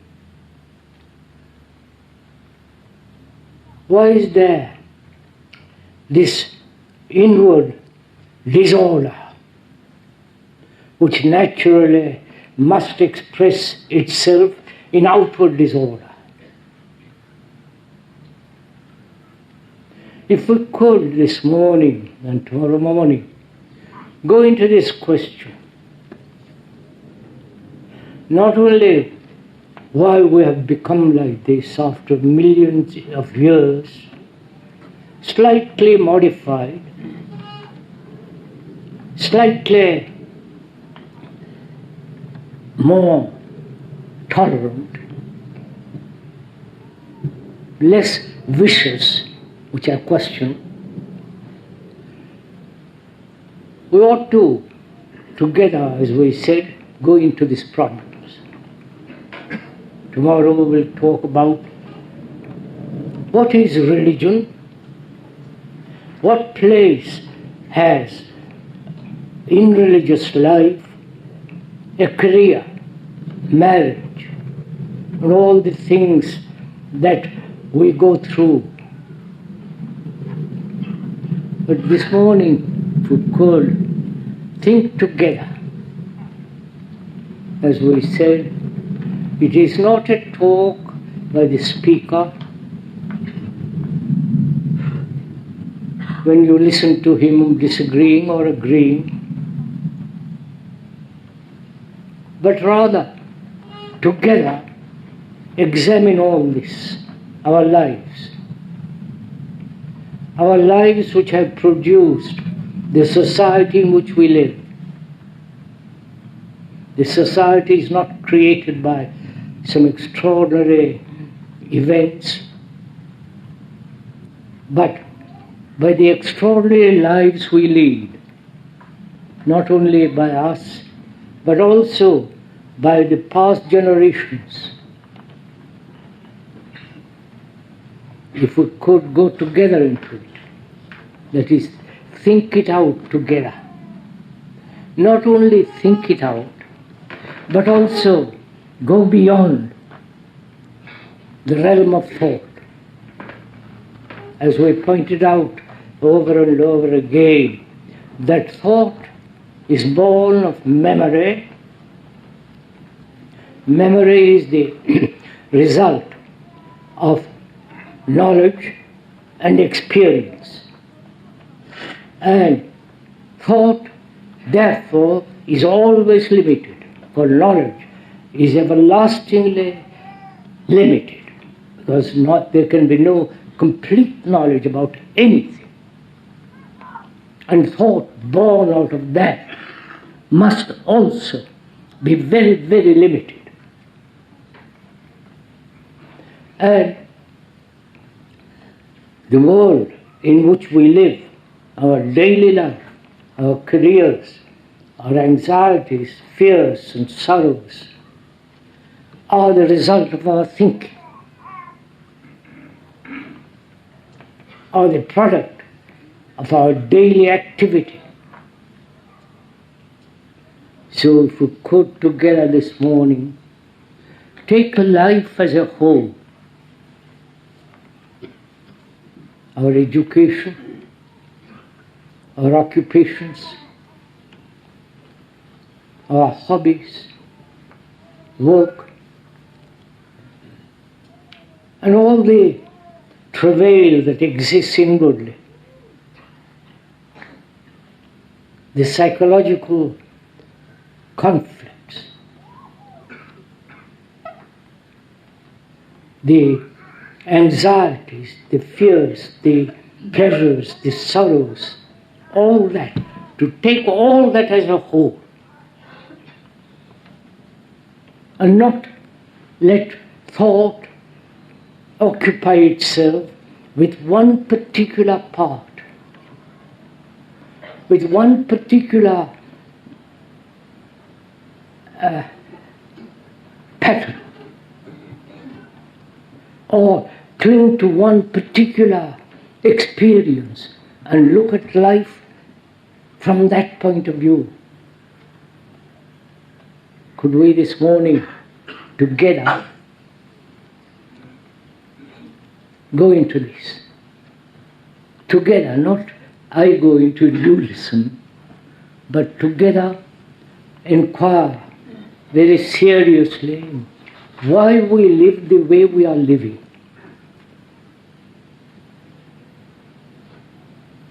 why there is so much disorder in the world, and also this disorder in ourselves. Is the world disorder different from our disorder?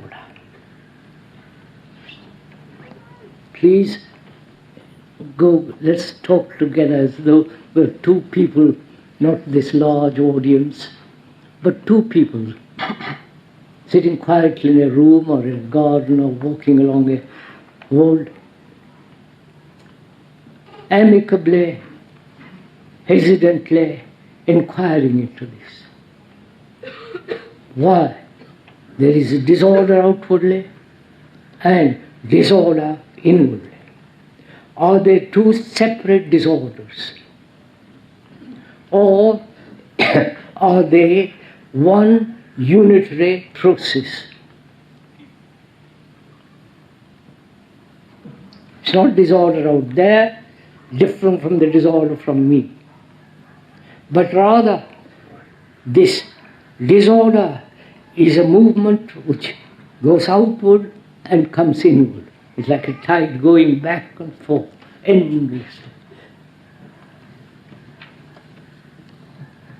And can we begin to bring about order in our life? Because without order, there is no freedom.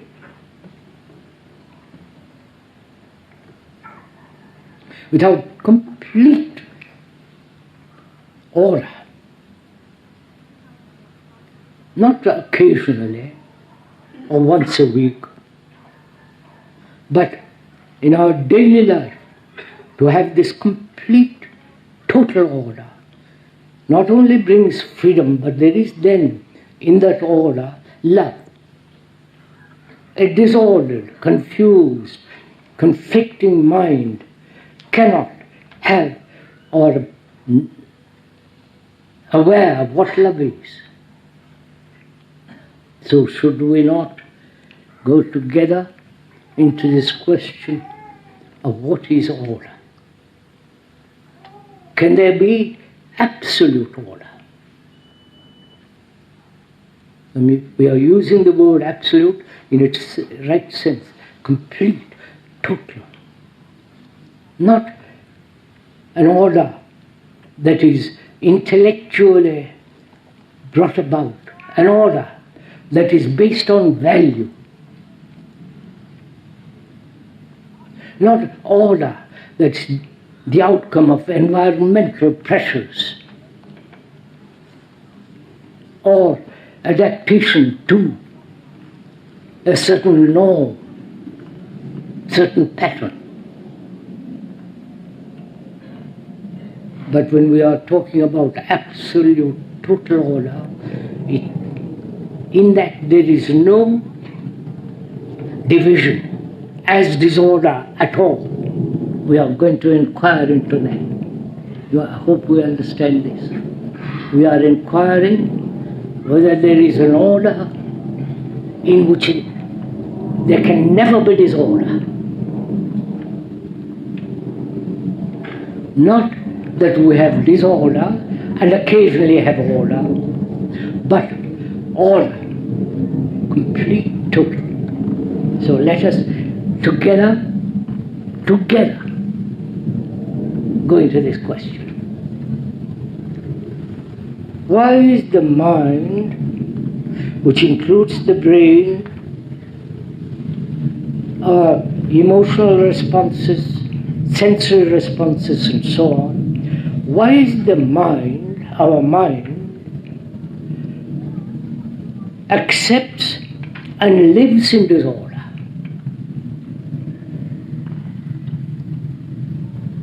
If you observe your own mind, that is your own life, which is based on your mind, your thoughts, your emotions, your experiences, your memories, regrets, apprehension. Why is that mind, which has all this in its consciousness, why does it accept disorder? which is not only the neurotic disorder, the acceptance of disorder and living with disorder, getting used to disorder.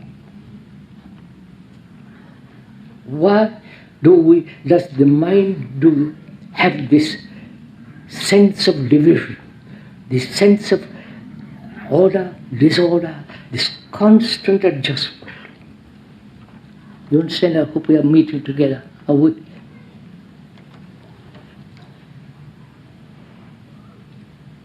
Is this inevitable?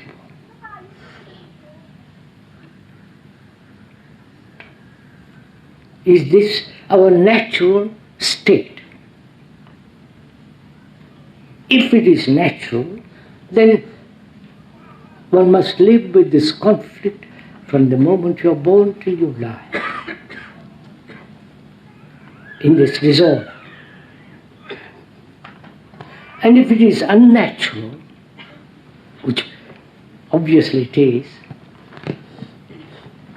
what is the cause of it? What is the basis of it? What's the root of all this?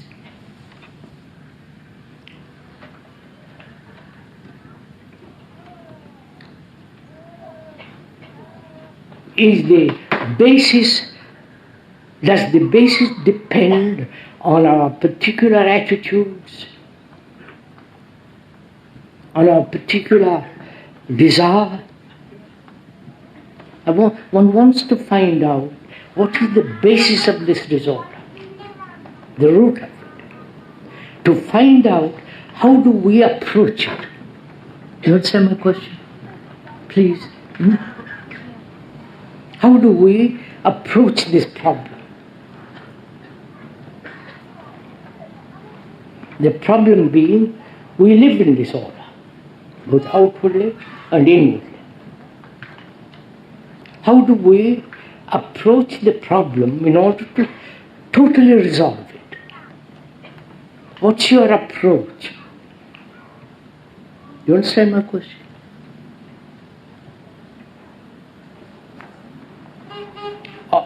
Are you approaching to find order out of disorder? Therefore your approach is already directed. You understand? Because I am in disorder, suppose I am in disorder, I have the desire to bring about order. And that very desire dictates what the order must be. Right? Whereas if I approach the problem of disorder as though I want to find out the root of it, then my direction is not diverted, wasted in various intellectual, verbal, emotional directions, but my whole attention is directed to the cause of it. You're following all this? So how do you, as a human being, living in this world, both outwardly and inwardly, in disorder, what's your approach?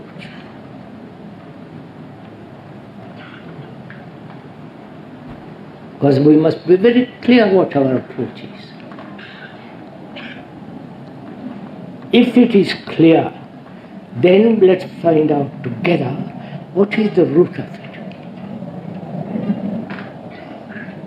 Is it self-contradiction?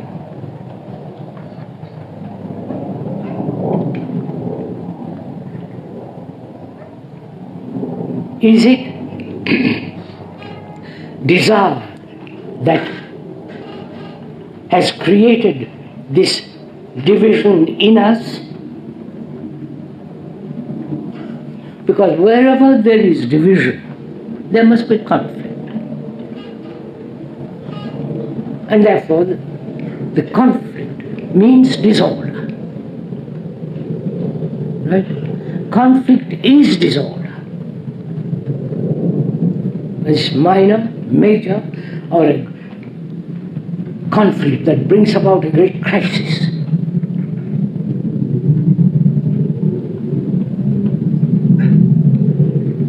So, is our conflict self-contradictory, saying one thing, doing another?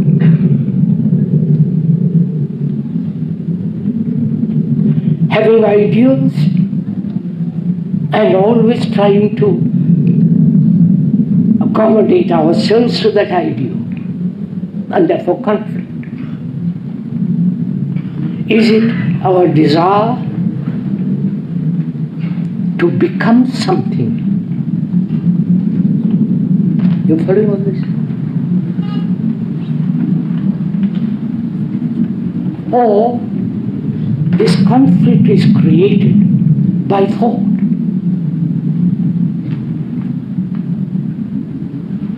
Because thought in itself, as we said, is limited. And therefore it breaks up.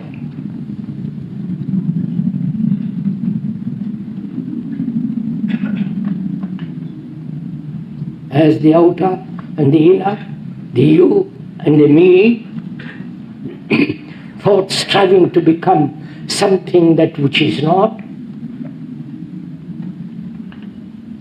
This constant division, becoming, contradicting, conforming, comparing,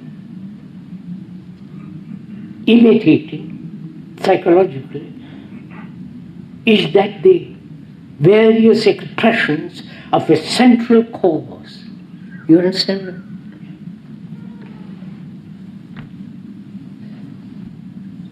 Are we clear so far?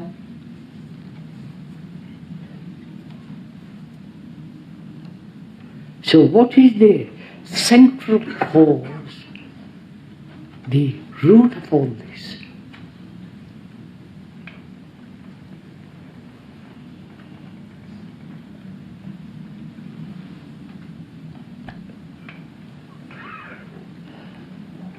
Please, you are thinking together.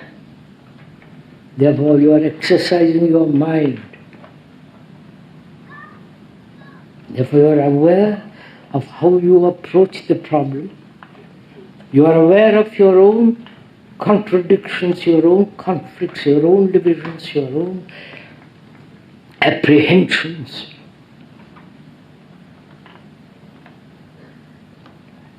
And in that consciousness, which is made up of division, conflicts, beliefs, non-beliefs, and so on, is one aware of all that? Or is only aware of a fragment of it? A fragment being that which demands an immediate response. If I am concerned about my livelihood, I am not concerned about anything else. Because that's immediate demand. I need money, food, I have children, responsibility. Therefore my approach to this whole problem will be directed by my desire to have a job. Or I have been thinking along a certain pattern, along a certain direction, and I am unaware of that I am caught in that pattern. And therefore, when I approach this question, I am always approaching it according to the pattern which my mind has established. Or, if I am emotional, romantic,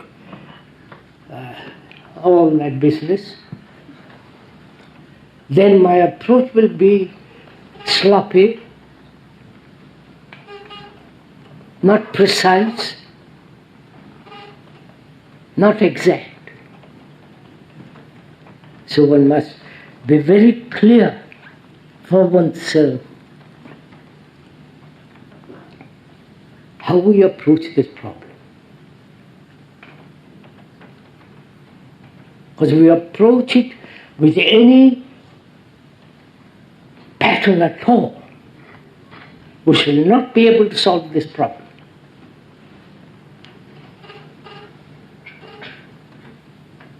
Therefore is our mind free from patterns, from ideas, from a direction. You understand my question? Please go into it with me, with us together. Are you aware first of the confusion of the world, which is becoming worse and worse and worse every day?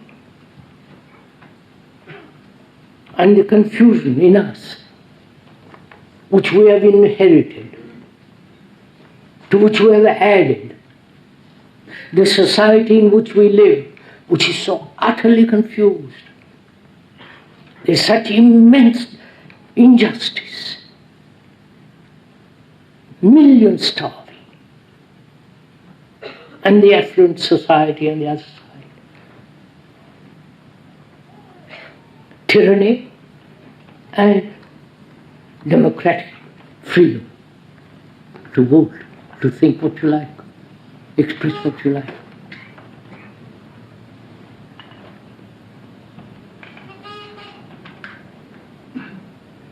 So, as we pointed out the other day, we human beings, our minds and our consciousness is the consciousness and the mind of the world. Wherever you go, in the most remotest part of the world, there man is suffering, anxious, uncertainty, lonely, desperate in his loneliness, burdened with sorrow, insecure like the rest of the world. Psychologically, as we pointed out over and over again, you are the humanity. You are not separate from the rest of mankind. This idea that you are an individual with a mind specially yours,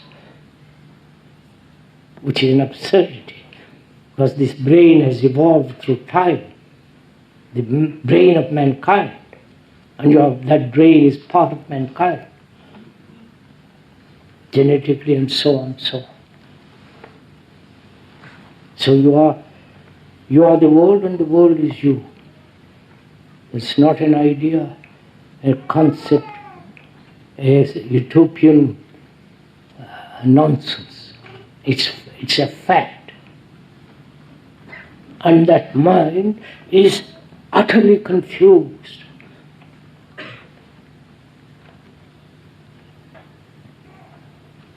And we are trying to discover for ourselves the root of it. Right?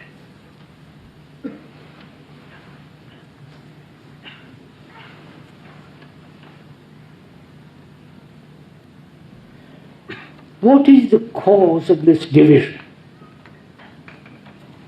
As we said, wherever there is a division between man and woman, between nation and nation, with a group and a group, this division of belief, ideas, concept, historical conclusions and materialistic attitude, all these are divisions. The Arab and the Jew, this division must inevitably create conflict.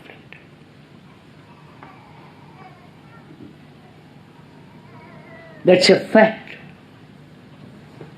And we are saying, what is the cause of this division? in us as well as in the world.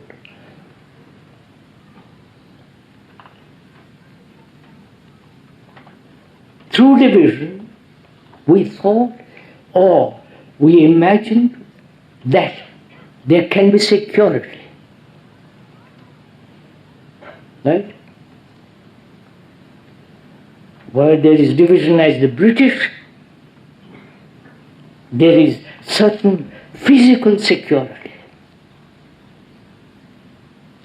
As the French, the German, each group holding together as an idea, as a concept, under a flag. Think there is security in this isolation. Right? And this isolation must inevitably create division. The Arab and the Israel says, I must be secure as a group. And all the rest. So do we understand, realize very, very deeply the truth of this, that as long as there is division, there must be conflict.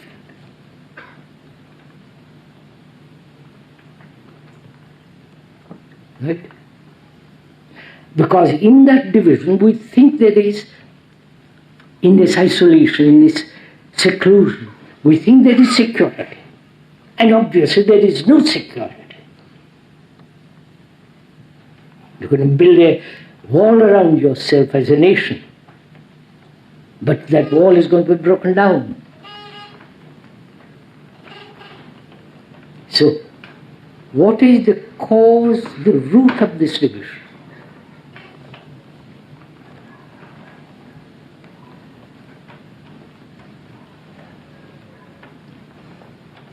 Right? Please.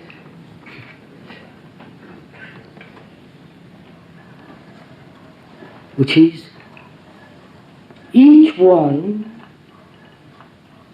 each human being in the world thinks, lives according to the pattern that he is separate from another. Right? His problems, his anxieties, his neurosis, his particular way of thinking, and so on and so on. The center of this is this idea that I am separate from you. Right? Could we go along there?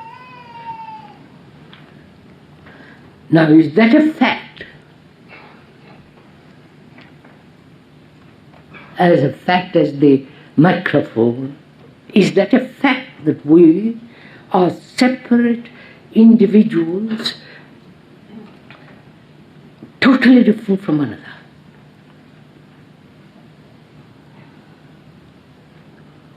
You may be tall, you may be short, black hair, white, all the rest of it is division. But inwardly, are we different?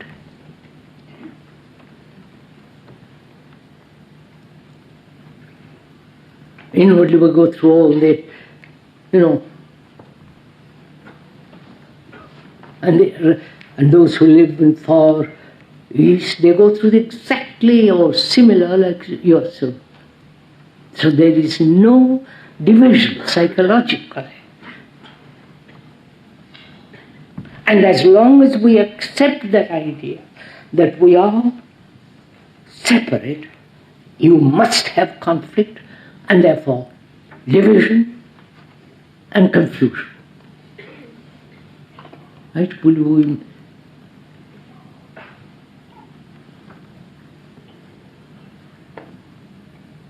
Are we thinking together? Or are you accepting this as an idea and then saying to yourself, let us examine the idea, whether it is true or false. The idea. You see what? You understand what I'm saying? You hear a statement like this, that As long as you think you are separate from another human being psychologically, there must be conflict and disorder. That's a fact. When you hear that, do you make an abstraction of it as an idea and then see how that idea can be carried out? I don't know if you follow this. Or it's a fact.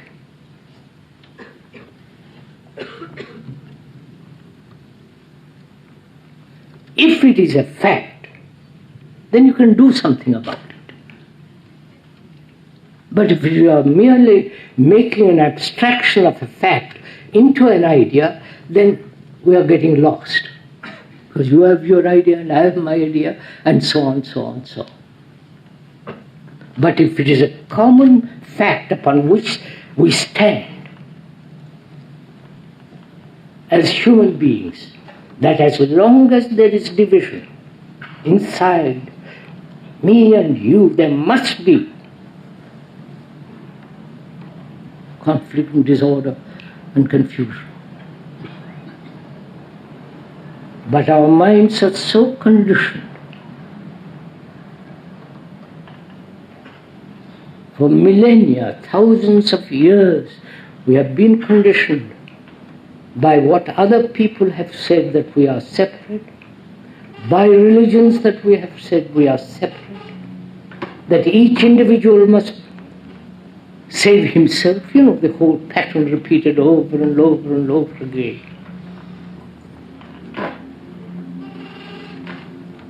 Being so conditioned, it's very difficult to accept something which perhaps is true. I'm using the word perhaps because I'm being not dogmatic, but it's a fact.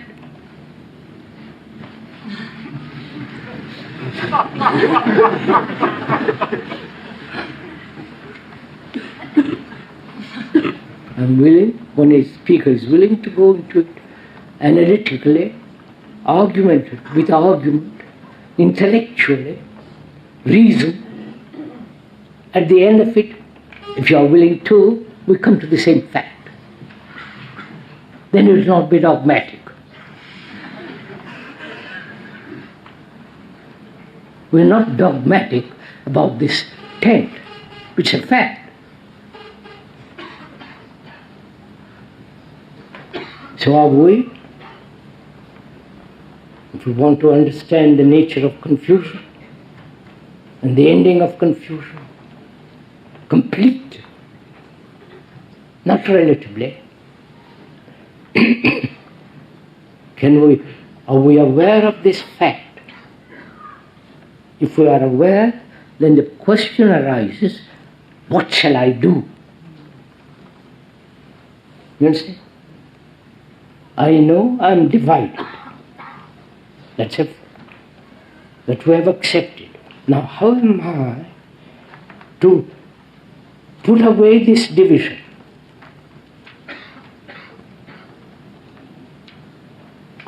Now please follow this little bit carefully, if you will.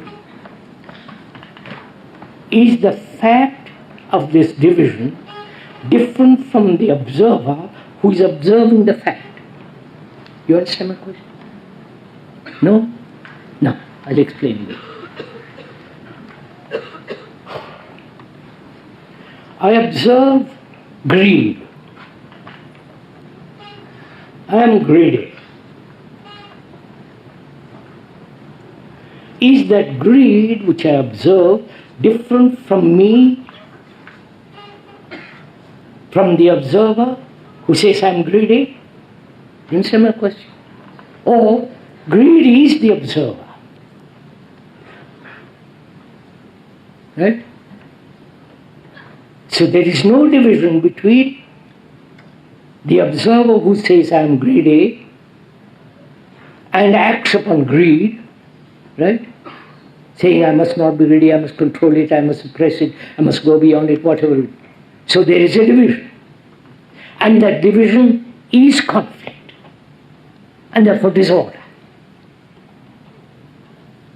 But the fact is, the observer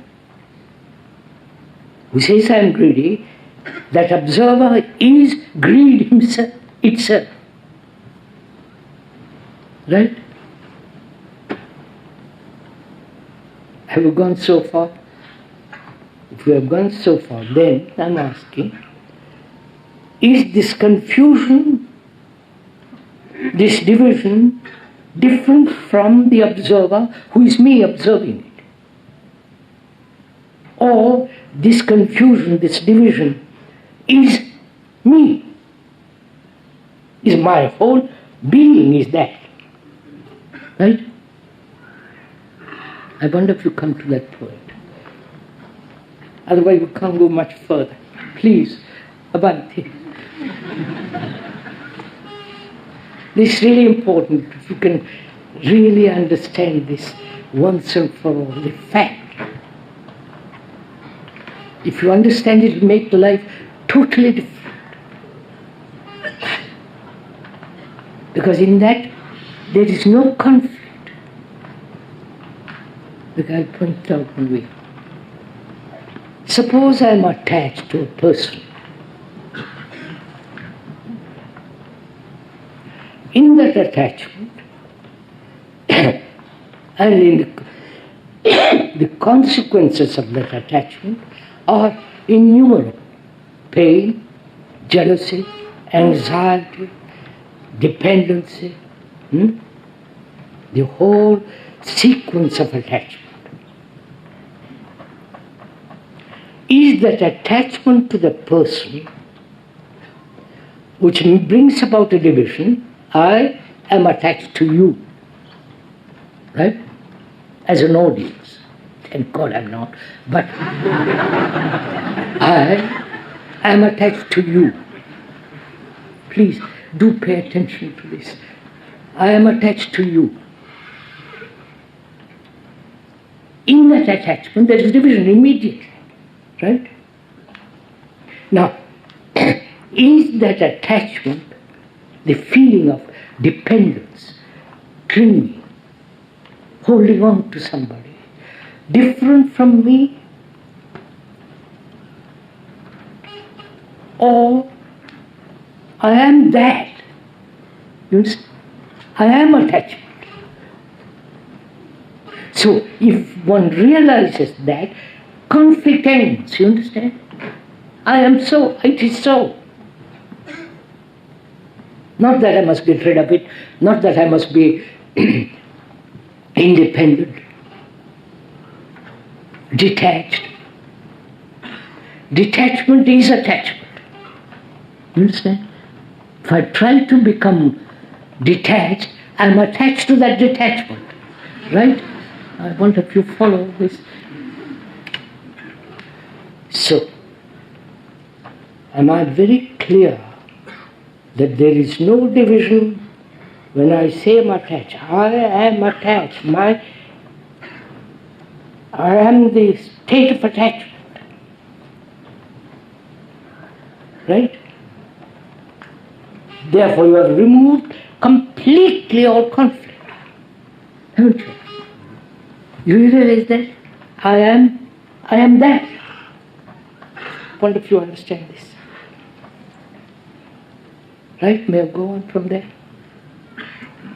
So me is confusion. Not that I realize I am confusion, or that I have been told I am confusion, but the fact is I, as a human being, am in a state of confusion.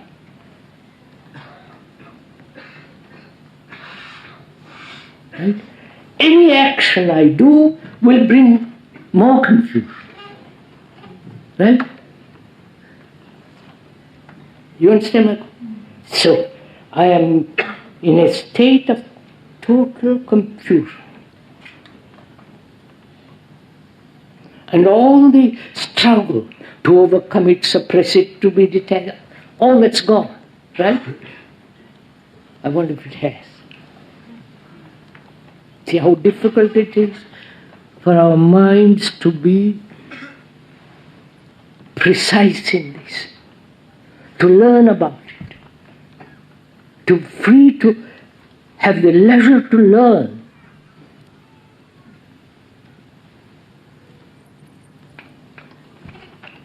Then what takes place? I am confusion. Not I realize I'm confusion. You see the difference? I am that. Therefore, what has happened? All movement of escape, suppression have completely come to an end, right? If it is not, don't move from there. Be freed first of all escapes,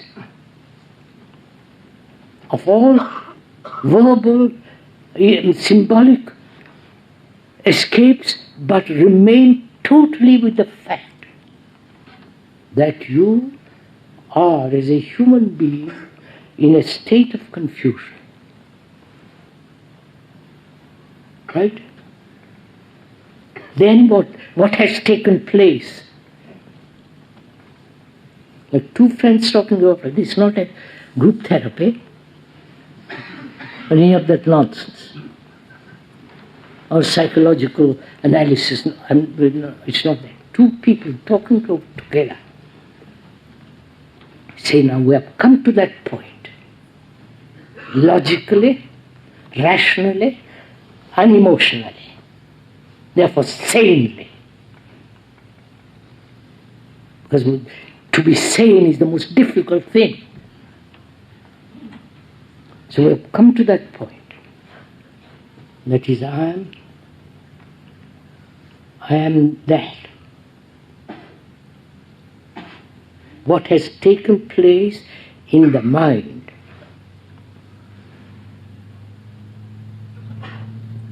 Right? Can we go on from there?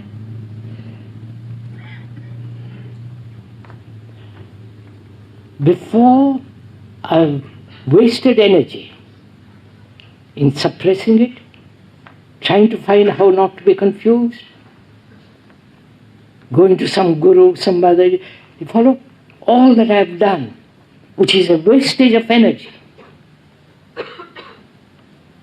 Now, when there is the realization I am confused, what has happened? Go on, sir, come with me.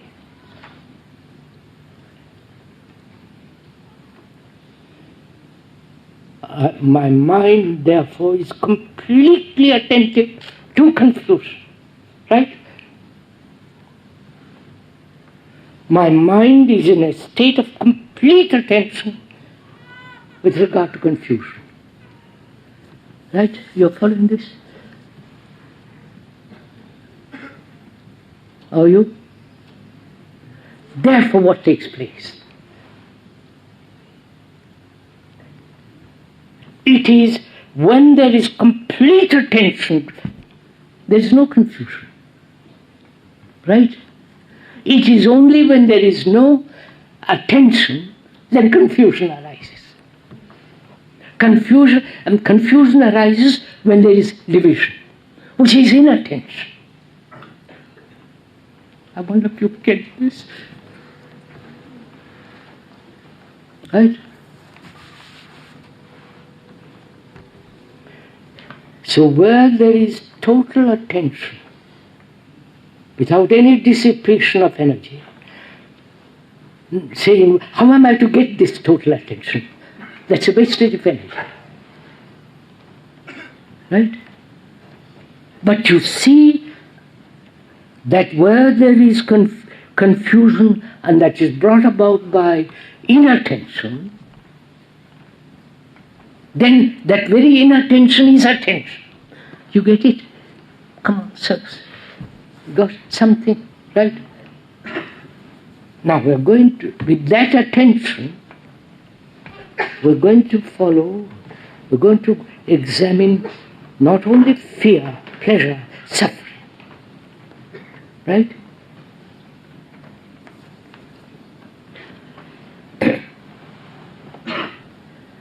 Because it's important to be free of fear.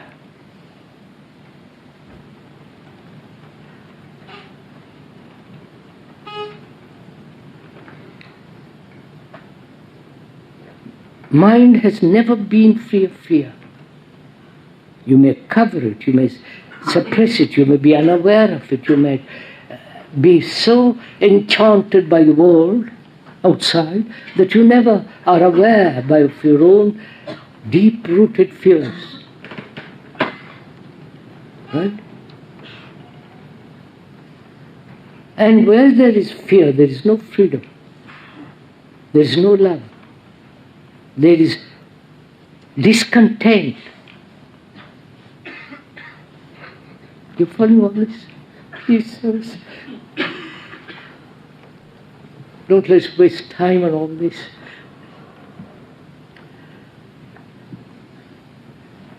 So you must have the capacity to run. Not physically, but inwardly. Run. Jump. Not go step by step like a snail.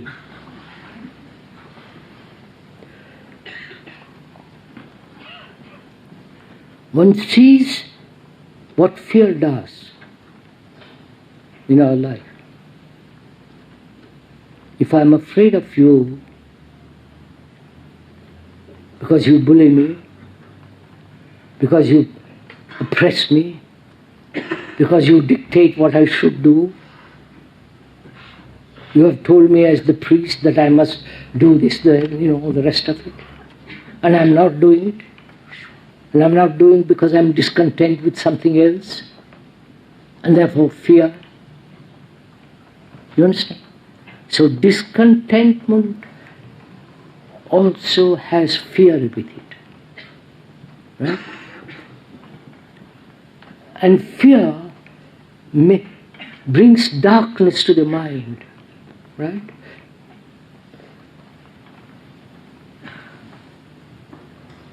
No, we are not talking of a particular neurotic fear.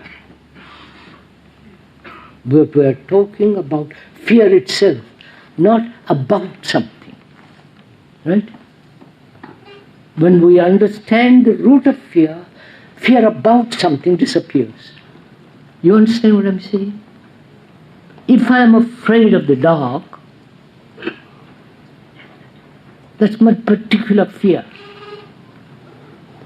And I want that particular fear to be resolved. I'm not concerned with the whole field of fear.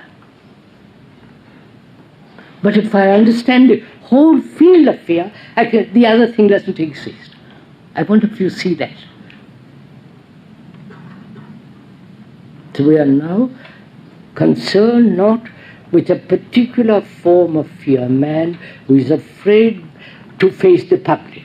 Man who is afraid, or a woman who is afraid of something or other.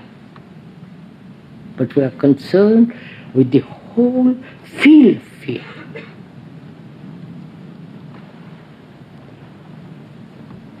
Can that fear be dissolved completely? So that the physical fear, you understand? We'll go into this little by little. The physical fear and the complex fears of the psyche, the inward fears. Right? The physical fears one can deal with fairly simply. Right?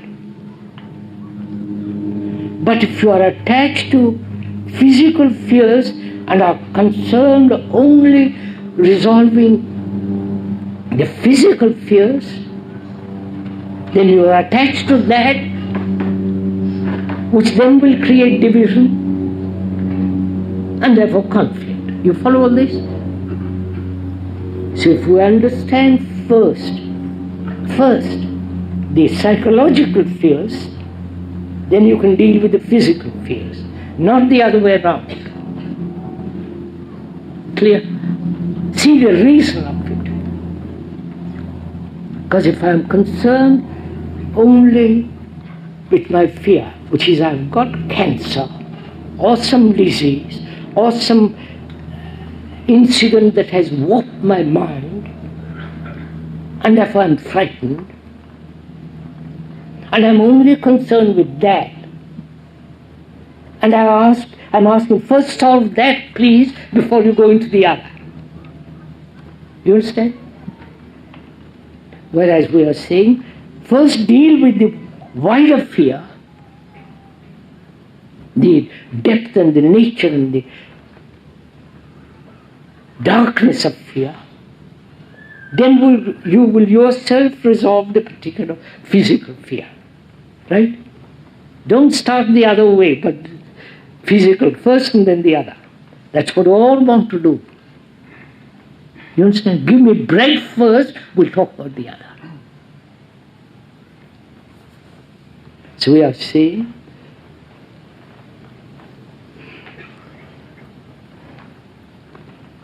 psychological fears are far more important.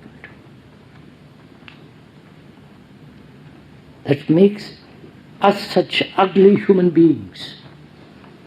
When there is fear, you become violent. You want to destroy. In the name of God, in the name of religion, in the name of social revolution, and so on and so on. No. Can we, as human beings who have lived with this fear for immeasurable time, can we be free of it? Right? You have asked the question. Now, how do you approach the problem of fear? Do you approach it with the desire to resolve it? You understand? If you do, you are again separating yourself from the fact of fear. I wonder if you get this. Right? Can we go on? So, are you approaching it as an observer who is afraid and wants to resolve it? Or you realize that you are fear?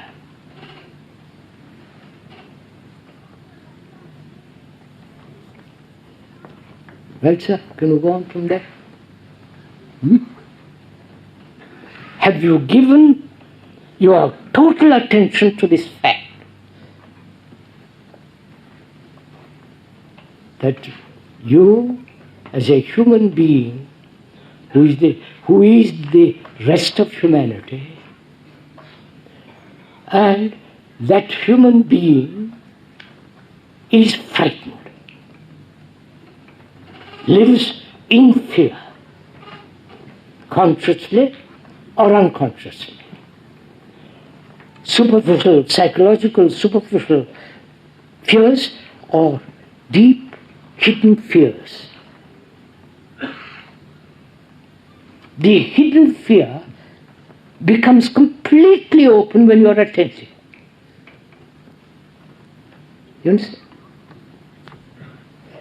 Are you following? Can you go on?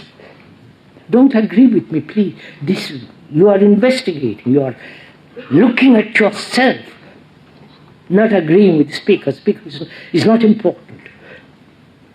And I mean, it's not important. What is important is that you walk out of this tent without a single shadow of fear.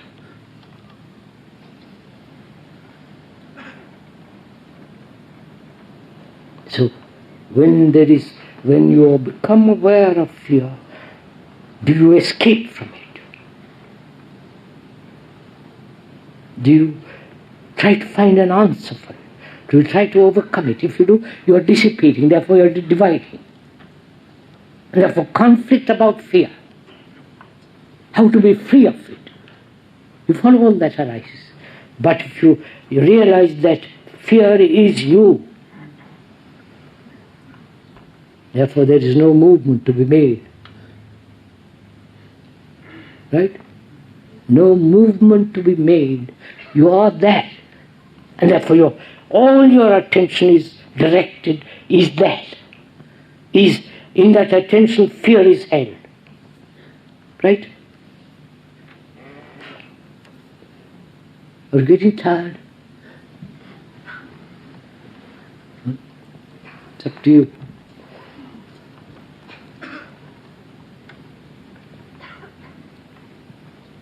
See, as long as we try to overcome, the very overcoming has to be overcome. You understand?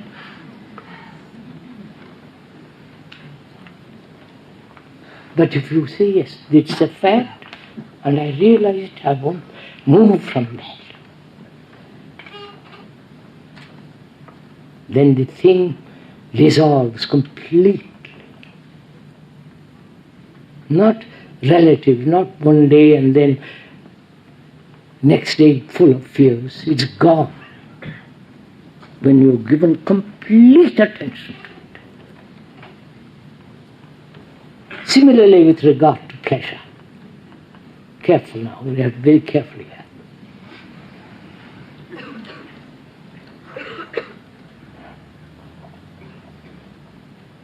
I don't know if you have noticed, right from the time of man, the one thing that has driven him everlastingly forward is pleasure. The pursuit of pleasure and the avoidance of sorrow. You understand? You see the pictures, the paintings, the ancient writing, the symbols. Everything says, pursue that, avoid that.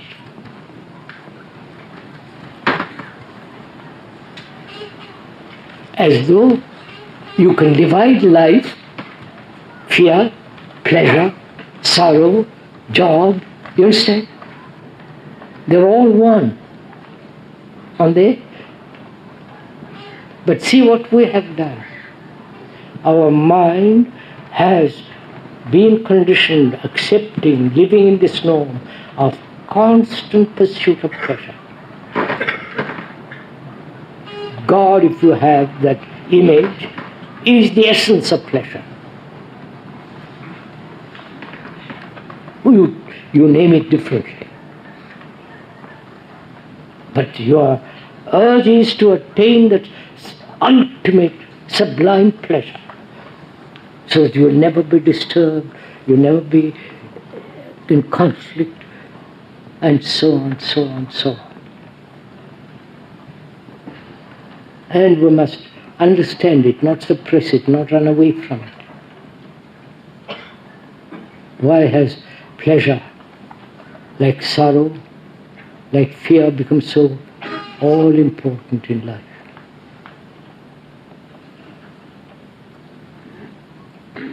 Like sorrow, why sorrow? You understand what the word sorrow? The suffering of man. The suffering of centuries. War after war. Destroying human beings, destroying nature, destroying animals, whales, everything.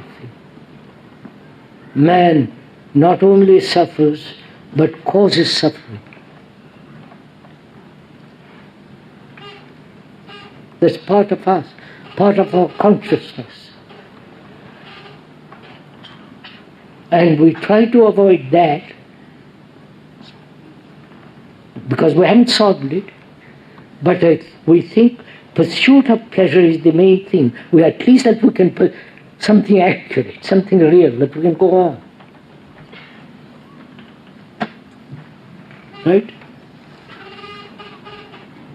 So that becomes dominant, and fear, sorrow, anxiety, all that in the background. Not only sexual pleasure, the remembrance, the pictures, and all the rest of the thing that goes on in the mind. to watch it, see what is happening. Your own minds become full of that. Not the actual act, but the whole build-up. And that building up is called love.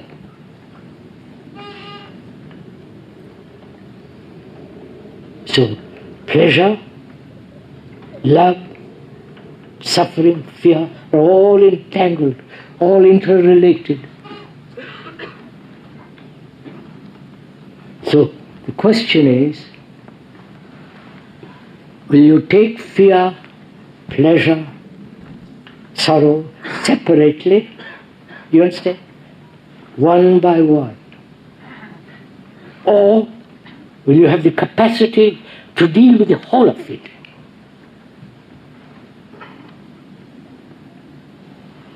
You understand? Because our minds are being broken up, take one by one. And hoping resolve by one, will come to the end of breaking up the fragments. Now how will you deal with the whole of it? You understand my question? Deal with your disorder, pleasure, fear, sorrow as a total movement of life. You understand my question? Please, come here. Not as something separate, as a whole. Can you do it? That is, can you look at yourself as though it were a mirror, psychologically, as a whole being?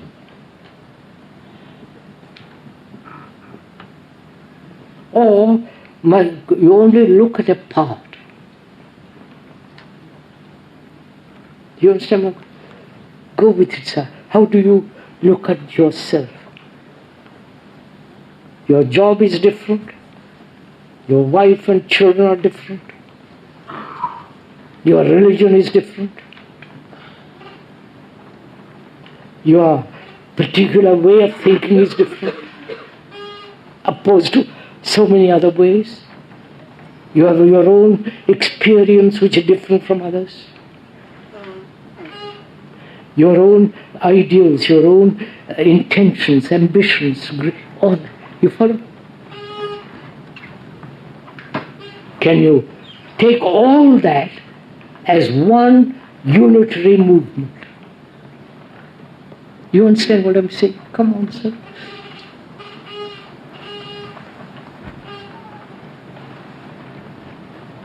That's the only way to solve the whole thing. Not through fragments. Right? Now, how will you, a mind that has been broken up for generations upon generations, how will that mind, the brain, the emotions, not mind, how will that mind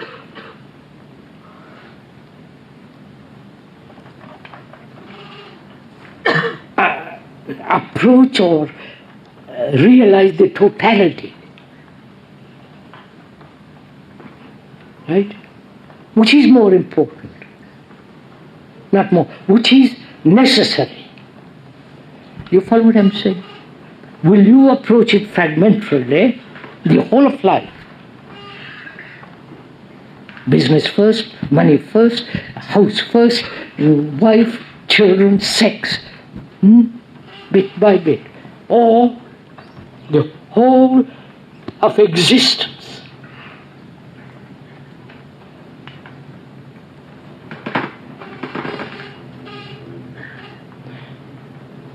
Can your mind see the whole of it at all? Is it capable? Or are you striving to see the whole of it? If you are striving to see the whole of it, that's finished. you'll never have it. Because then you create a division, conflict, confusion. But when you see that life is one movement,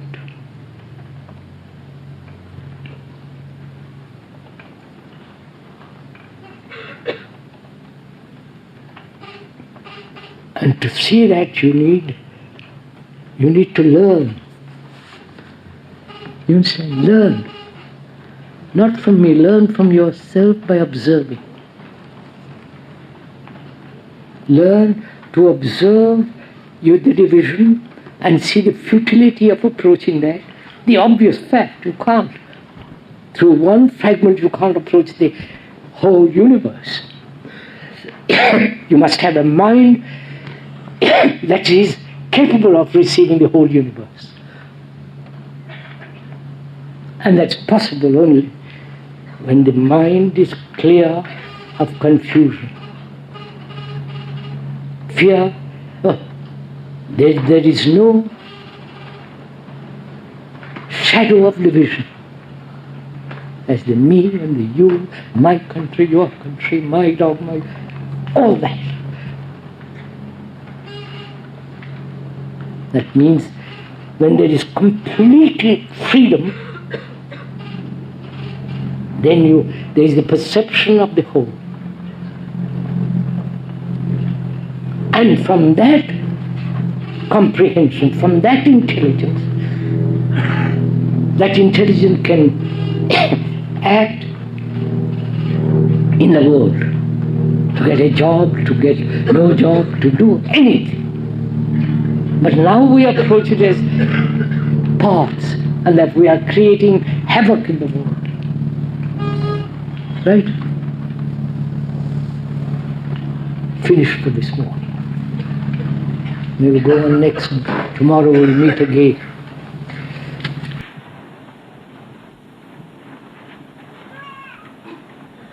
We have been talking about so many things, about the very complexity of life, and whether one can disentangle all the confusion and have a clear mind, so that our actions are precise, accurate, without any regrets, without wounding another or being wounded. We also talked about relationship, that all life is a movement in relationship, and that relationship is destroyed when we have an image of each other, and that image separates people. And also we talked about discontent, order, and as this is the last talk, I think we ought to talk over together what is religion.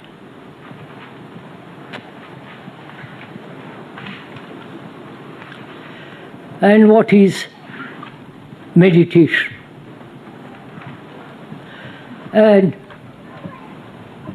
sorry to bring such a subject as death in a lovely morning. We ought to consider together all these problems. Death. What is religion? And what is the meaning of meditation?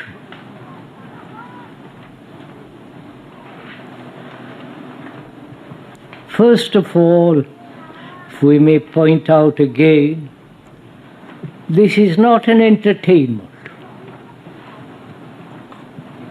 Intellectual or otherwise, romantic, stimulated your emotions or imaginations, but rather a gathering of serious people who are concerned with the transformation of themselves and therefore of society. That is the real meaning of these talks and gatherings, that as we have created this unfortunate, shocking society, and as we have created it, past generations, and we are adding to that, we have been talking over together whether it is possible to transform our whole attitudes and values and activities so that perhaps we can bring about a different society altogether. We have gone into all this pretty carefully. And also I think we ought to go into these other matters, like death, meditation, and what is religion. I think they're all connected together. And also one would like to point out that there is no Eastern thinking or Western thinking. There is only thinking. Nor of the East nor of the West. Thinking. And that particular, and thinking can take a particular channel, a particular direction, following some specialist, religious or economic or religious, but it is still thought. Therefore there is no actual division between the East and the West, nor South and North. Though the North has all the technological capacity, they should not be divided as East and West, but only North and South. The more south you go, as at present, the less technological evolution. But whereas in the North there is much more. So there is only thinking. It is not East or West. I think we ought to be very clear on this matter. The Eastern world has its own particular philosophy, its own religion, its own superstitions, idiosyncrasies, and rubbish. As the West also has its own superstitions, idiosyncrasies, and a lot of rubbish. They're both the same. East and West and North and South. So we are, as we pointed out together, we are thinking over these problems together. Not only thinking together, but going beyond that. Because the intellect has a certain value. Its capacity is to discern, evaluate, distinguish, calculate, design, remember. That is the intellect. And if the intellect predominates our life, then it brings about imbalance. And if our emotions dominate, that also brings about imbalance. So we must be very clear from the very beginning of these talks and the ending of these talks that we are not concerned with a particular sect, religion, a form of meditation, and so on. We are concerned with the investigation of these matters and together find the truth of these. Truth is not yours or mine. It has no path to it.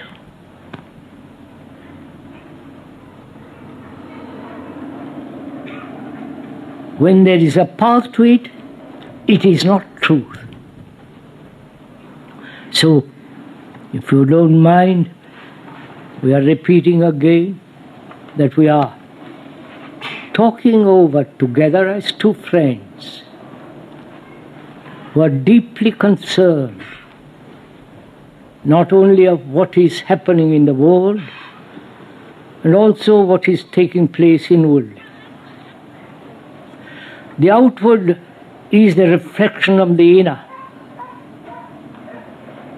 There is a constant interrelationship between the two. It's really one movement. And that movement has brought about such confusion in the world, such misery, anxiety, uncertainty, total insecurity. And we are now together, you and I, will investigate into the nature of what is religion. The word religion, the root of it has not been established.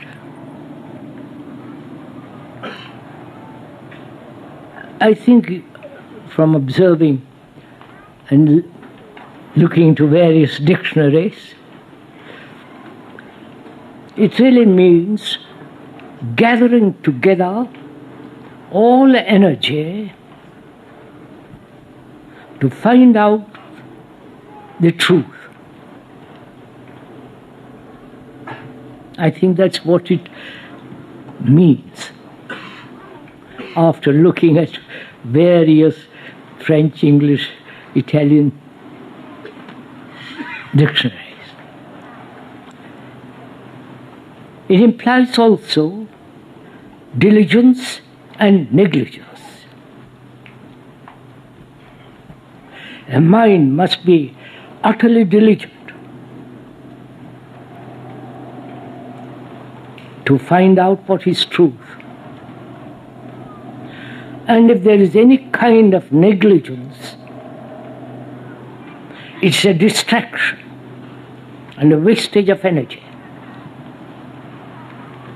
We are not stating this, it's a fact.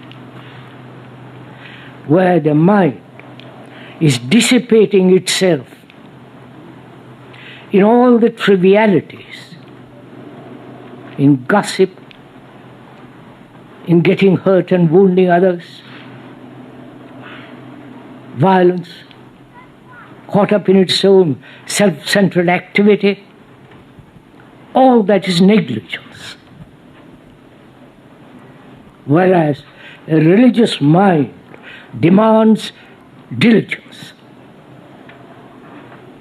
to be precise, to be accurate, objectively and inwardly, so that there is no illusion, no deception, total integrity.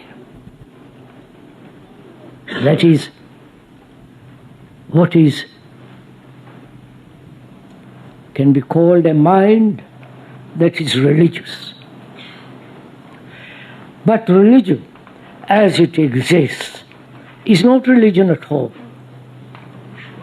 All the propaganda, the images in the West and the images in the East, the whole rituals, the whole dressing up and all that business has nothing whatsoever to do with religion.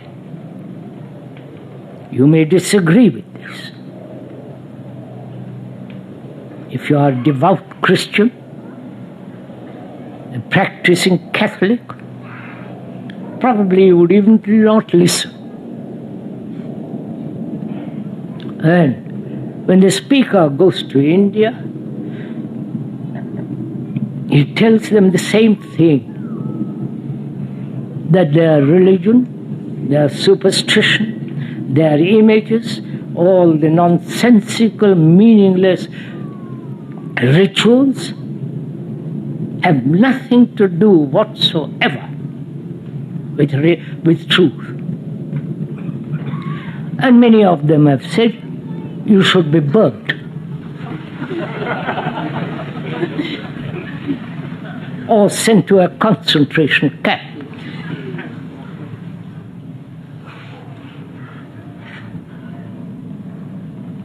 Probably, if you are living in the Middle Ages, you would be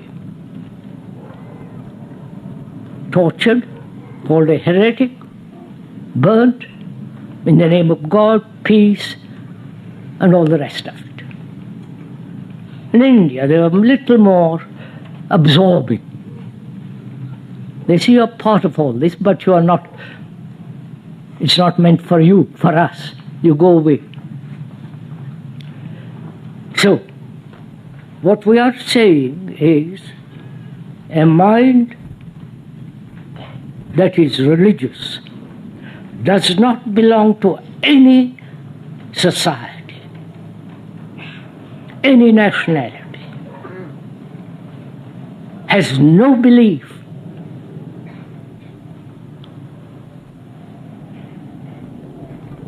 But such a mind has exercised the quality of doubt.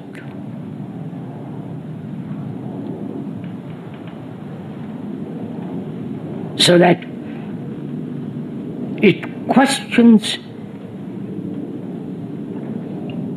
doesn't accept, doesn't obey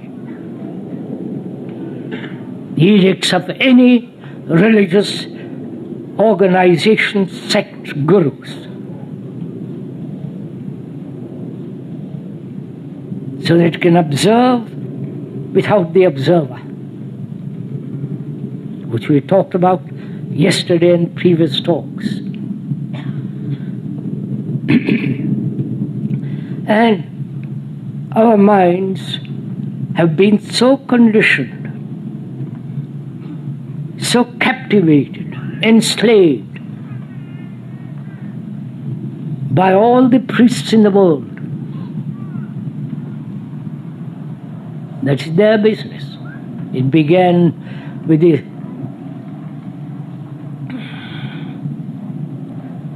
Egyptians, 4,500 BC. The priests were the directors, the people who knew. They were the interpreters of God and man. They were the middlemen, the retail experts. And that has been continued till now. In India, Asia, in the West. And our minds, after 2,000 years or 5,000 years, has been conditioned to that we cannot, as human beings, find truth for ourselves. Somebody must lead us to it. Somebody must point out the way, because our own minds are incapable of it.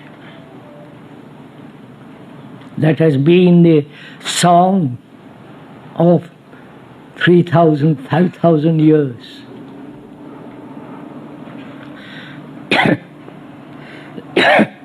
So if one sets aside all that,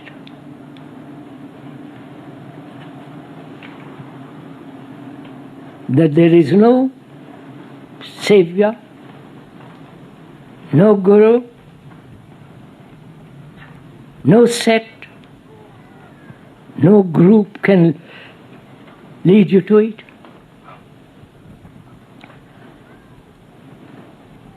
Is it possible to have such a mind? We are talking over together as a one human being to another human being.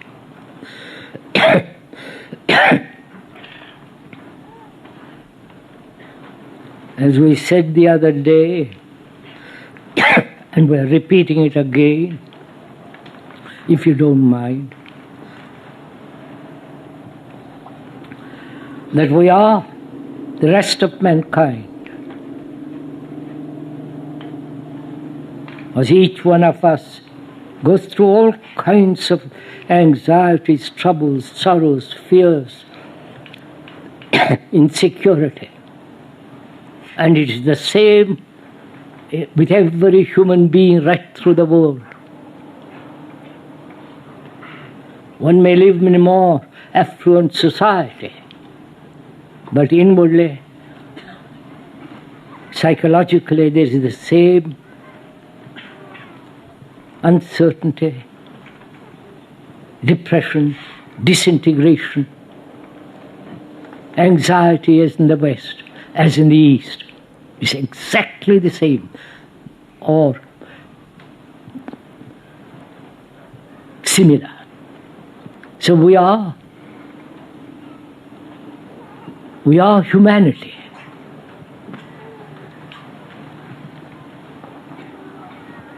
And so when we are talking about religion, we are concerned with a mind that is religious. Not a particular religious mind. If it is a particular religious mind, it's not a religious mind. I hope you are meeting this. It's a religion, as we said, implies a mind that is free from negligence. Neglecting the whole movement of learning. Not learning from books only, but learning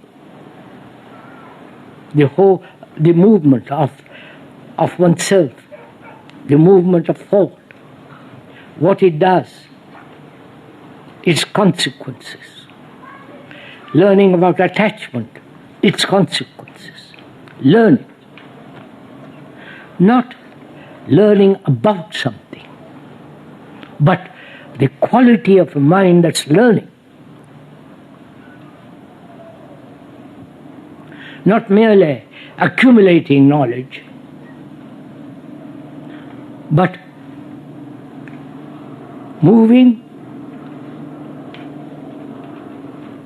without a particular direction, but the quality of learning. I hope you understand all this. And that learning brings about its own discipline. Discipline means to learn, not to follow, not to imitate, not to conform, not to compare, but to learn about comparison, about imitation, about conformity. Such a mind is a diligent mind. Learning about the actual so-called religions of the world. If you understand one religion of which you understand the whole of the world's religions. You don't have to read all the books about various religions or go through comparative religious studies. If you know how the human mind works, then you have understood the whole religious structure and their rituals and their nonsense. And why has man always talked about religion?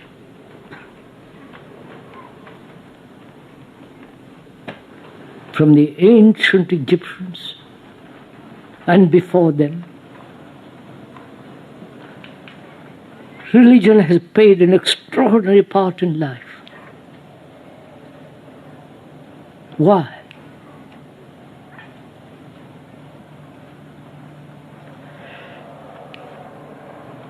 Is it that we are seeking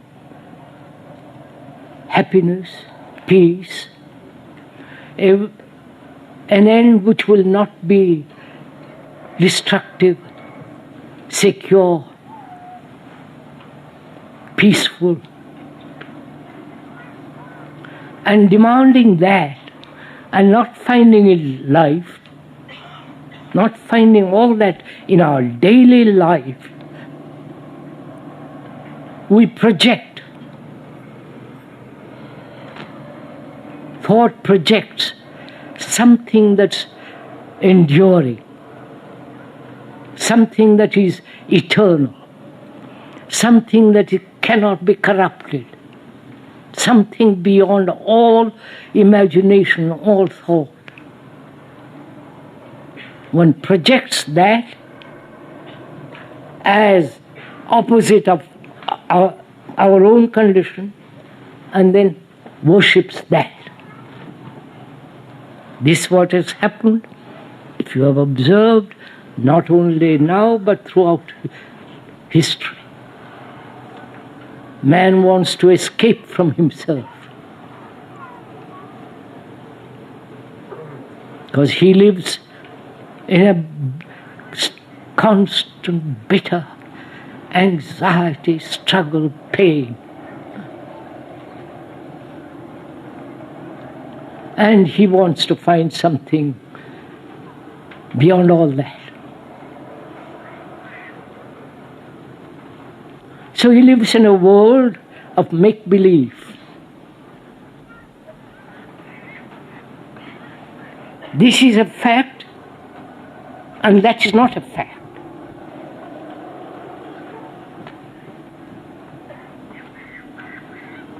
Can we be free of the non-fact and live with facts and transform the facts? You understand what I'm saying? Please, let's move together. We've got lots of talk together this morning. Which means a mind that has no escape.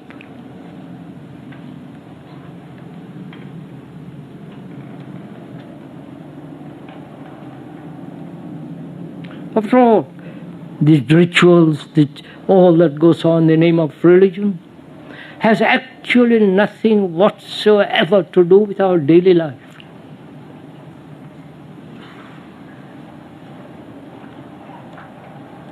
And therefore it is an escape from this daily torture. May not be torture, maybe a conflict, maybe pain, maybe anxiety. So a mind that escapes from what actually is going on is not a religious mind. That's not a dogmatic statement. It's logical, sane, rational.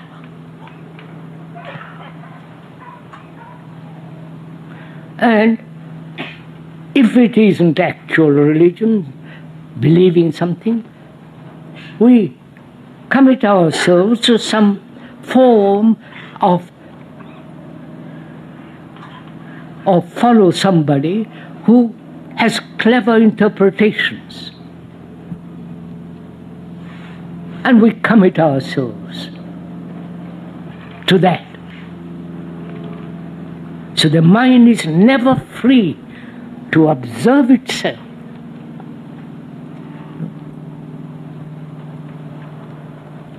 And all such escapes, all such commitments is negligence.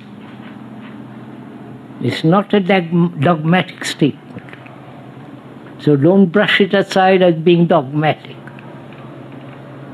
We are investigating the very complex process of living. And if we do not understand that, if we are not free of our sorrow, of our pain, of our anxiety, of our depression, of our neurosis,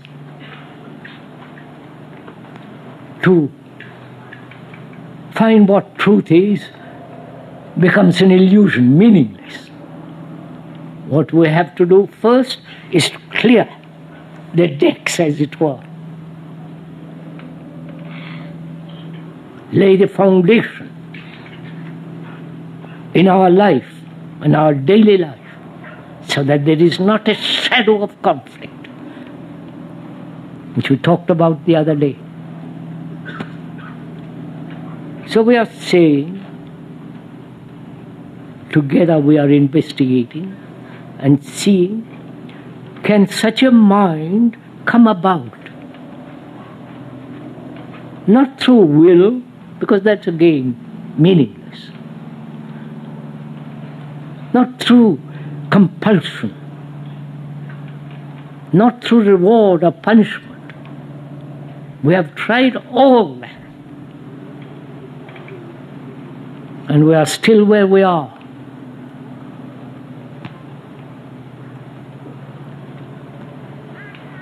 So, if we are serious, and life demands that we be serious, circumstances demand that we be serious. The world, which is destroying itself through nationalism, division, and so on, seeing all that, merely verbally discussing, arguing has little value. But if we are serious to find out whether the human mind, human condition can be changed radically, then such a mind must inevitably inquire not only various parts of life, but the whole structure of life, the whole pattern of living.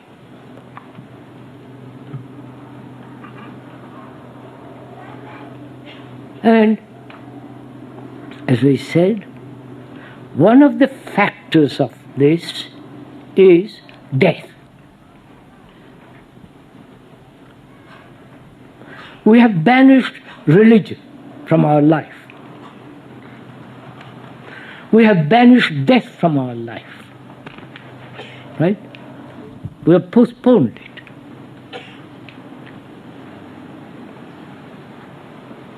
Why do we do this? Why do we, human minds, banish the actual demand for truth? Not live in illusions, but why have we, religiously I'm talking, banished the demand that we live a tremendously diligent life?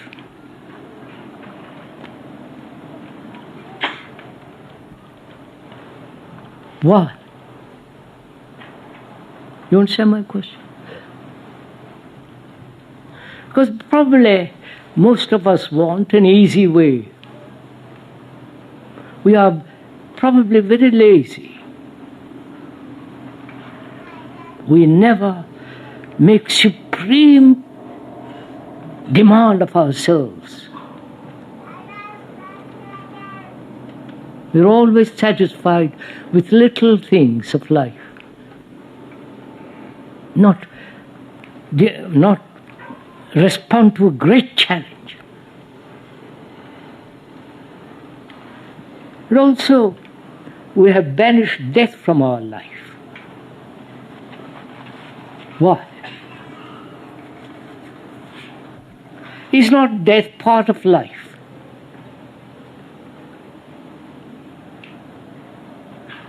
Whether we're young or old,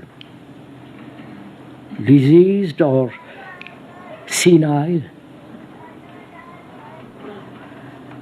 It's rather interesting to find out why human beings become senile. I don't know if you're interested in that.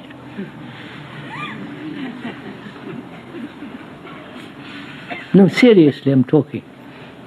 Why human beings become senile.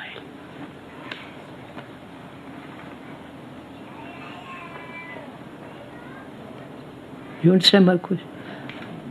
Why? As one grows older, senility begins slowly. We forget, we repeat, we become either rather childish or join one of the recognized religious organizations, which is also senility.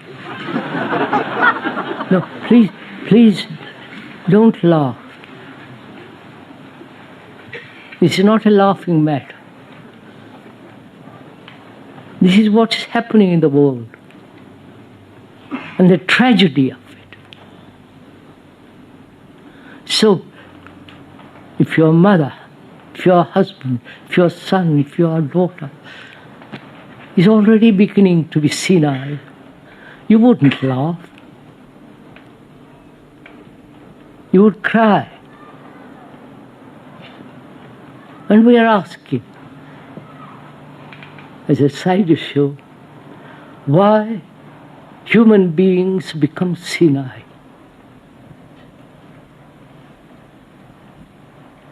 Well, look at it, sir. What is senility? The brain cells wear themselves out, right? This is a fact. By constant effort, constant struggle, this everlasting desire to become something, the inward stress, inward strain, which must inevitably affect the brain, right? Must, logically.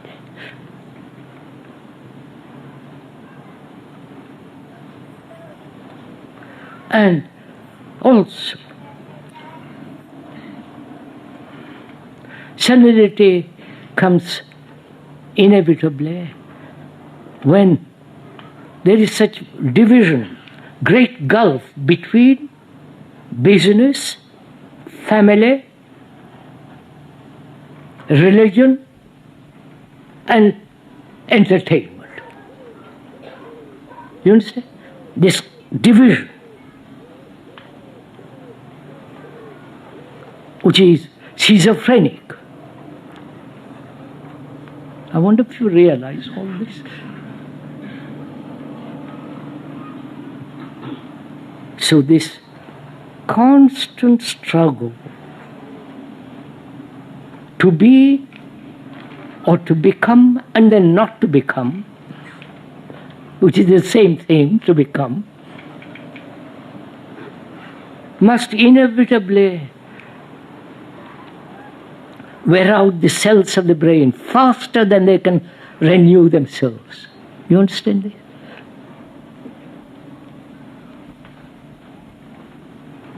And the brain has the capacity to renew itself.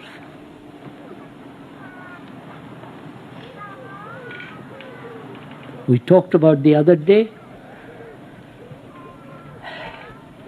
having an insight. Remember? Perhaps some of you were here.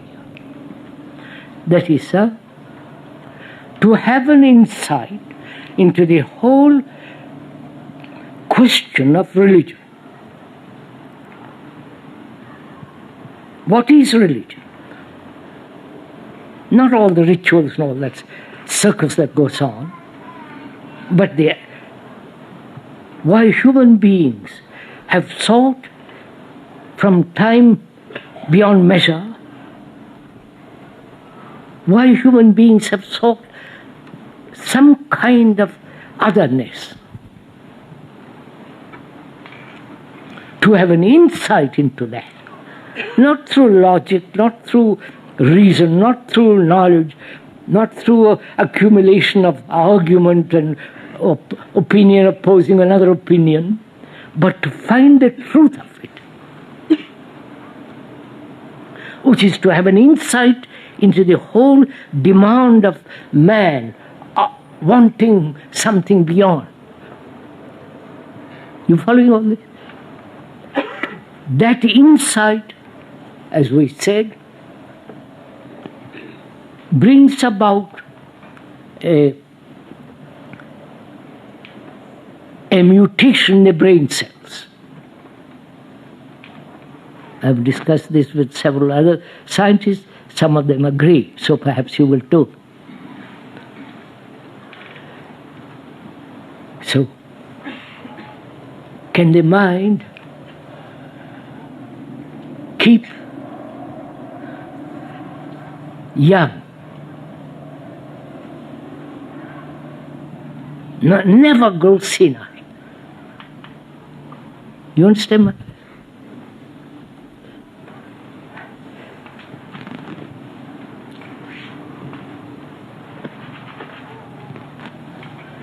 After all, innocence means not to hurt and not to be hurt. The meaning of that word is that. Not to hurt and not to be hurt. Such a mind which never has been hurt. You follow all this? Such a mind can never become senile. You understand? And that requires a great diligence of learning about itself.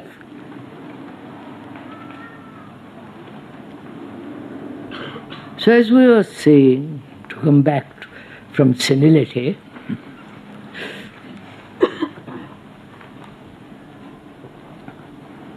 why have we banished death from our life?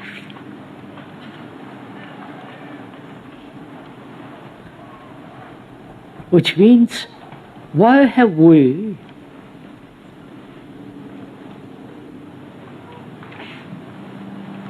our minds caught in time? You understand?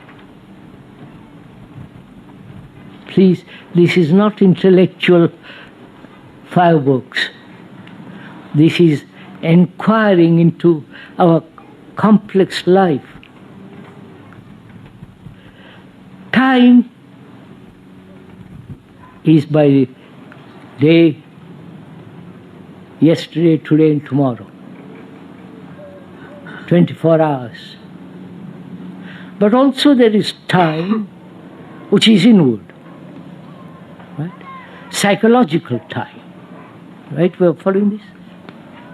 Why we are asking why human mind is caught in psychological time.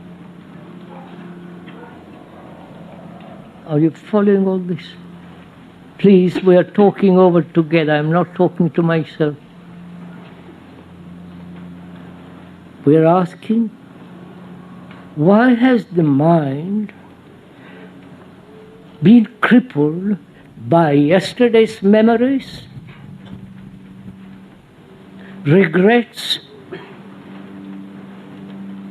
attachments?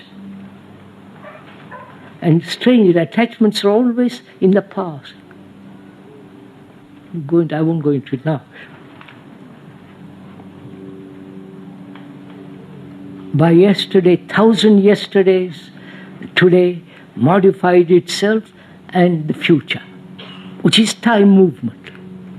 This movement is time, psychologically, right? We are asking, why has the mind why is it caught in that? Which is time, right?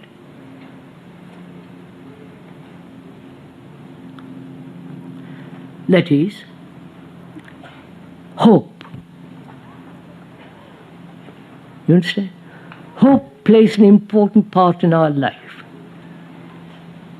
I hope to become. I hope to meet you tomorrow, psychologically. I'll meet you tomorrow, but I've already projected my desire to meet you and create a hope out of that. You understand all that? So we are saying why the mind lives in time. It has evolved in time, right? To have the present mind that we have has evolved through millennia, thousands of years. And that's normal, healthy, obvious. But we're asking why psychologically, inwardly, time has become so important. You understand my question? You're asking yourself, please.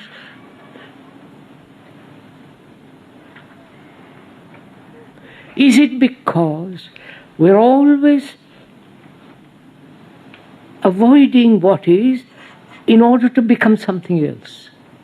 You understand what I'm saying? Moving from this to that.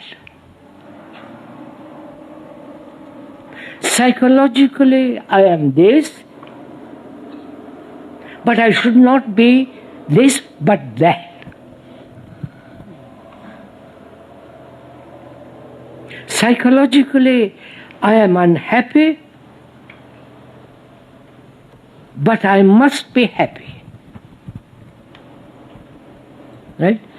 The must or will or shall be is the movement of time. I wonder if you're following. Please, it's your life.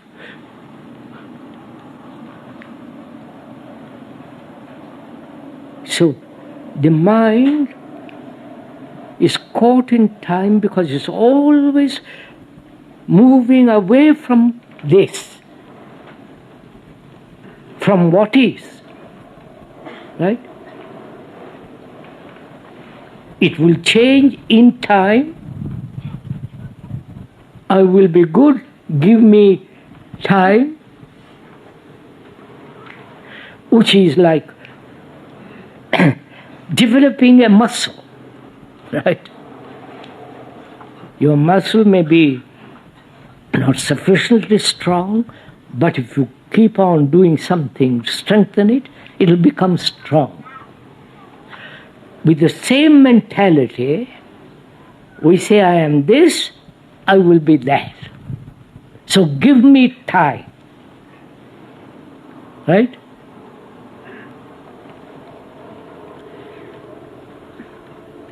And shall what is be changed through time? You understand my question? It is, I am anxious. I am in great sense. I have great anxiety. Can that anxiety be changed through time? You understand my question? That is, will I become or be in a state where I have no anxiety? See what I have done. I have anxiety. I have projected a state of not being anxious, and to arrive at that state, I must have time. But I never say, can the this anxiety I have can be changed immediately. You understand my question? And not allow time. Are you following this? See what happens. I am anxious. I hope to be not anxious. There is a time interval, a lag. In that lag of time, all other activities are going on. Other pressures, negligence. You understand? So, anxiety is never solved. I don't know if you're following all this. I think I will come to a state when I have no anxiety. So I'm struggling. It's like a man who is violent, has invented non-violence. In that time interval, he's violent. So he never reaches non-violence. I wonder if you understand all this. Right? So the question is then, can what is be transformed immediately? Which means never allowing time to interfere. Are we coming together? Listen to this, you will find out it's very simple. If we apply our mind, we can solve anything. As has been done, they have been to the moon, built marvelous submarines. Incredible things they've done. Here, psychologically, we are so reluctant, so incapable, or made ourselves incapable. So, if we do not allow time, or never think in terms of time, then the fact is not. Right? I wonder if you see that. Because we allow time, the fact becomes important. If there is no time, it is resolved. Suppose I die this second, there's no problem. You understand what I'm saying? When I allow time, I'm afraid of death. I wonder if you understand all this. But if I live without time, which is an extraordinary thing if you go into it, psychologically, never time means accumulation. Right? Time means remembrance. Time means accumulating knowledge about oneself. All that involves time. But when there is no time at all, psychologically, there is nothing. You follow? You are capturing something. Are you understanding something? Please come. So we are saying, rather thinking together, because we have allowed time as a factor to intervene between living and dying, fear arises. Right? So, unless you understand the nature of living, and therefore the nature of dying, which can be found in the living, you understand? Are you meeting me? No. That is, sir. Death is the ending, isn't it? The ending. the ending of my possessions, my wife, my children, my house, my bank account, special bank account. The ending of something. In that ending there's no argument. Right? I don't say to death, please, hold on a minute. Right? So there is no, where there is ending,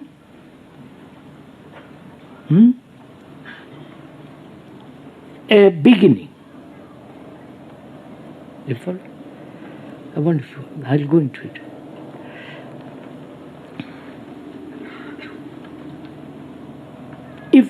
When the speaker ends attachment completely, you understand? Not to persons, to ideas, the whole process of attachment, with all the consequences of attachment. When there is an ending to it, there's totally different state of mind. Right? Isn't there? I have been attached to my furniture, to my... and that attachment has been a burden. And when the ending of that burden, there is freedom. Right? So, ending is more important than beginning. Right? You get... So can I, living, end my anxiety, my fears, you follow? End. Not the bank account, but that's too risky. No, I mean that. And we are not going to end the bank account. I'm not talking of that.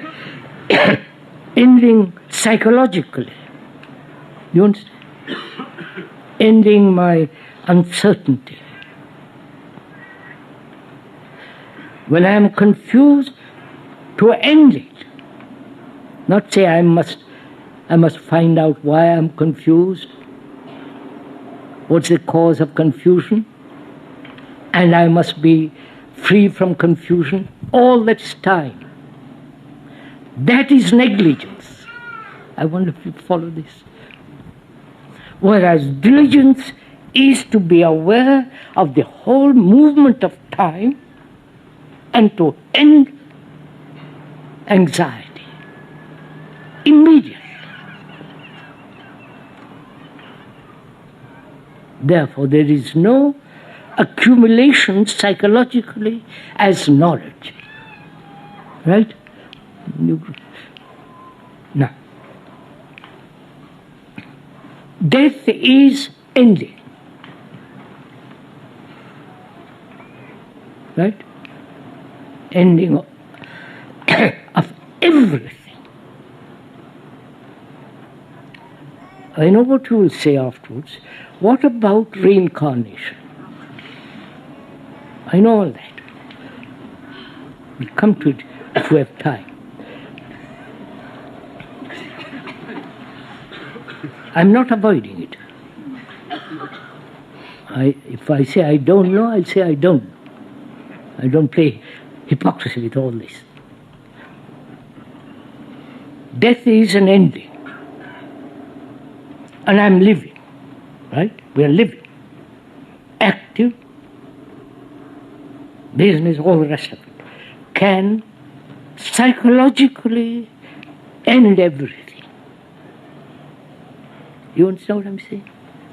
Can you end your attachment instantly, immediately? Your anger, your violence, your greed, your this and that. End. While living. Therefore you are then living is dying. You understand? Not living and ultimately die. I want to follow this. Living means the dying. Otherwise you're not alive.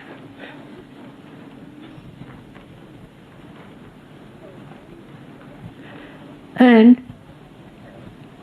most of us are frightened of dying because we have never been able to live properly. We have never lived. You understand?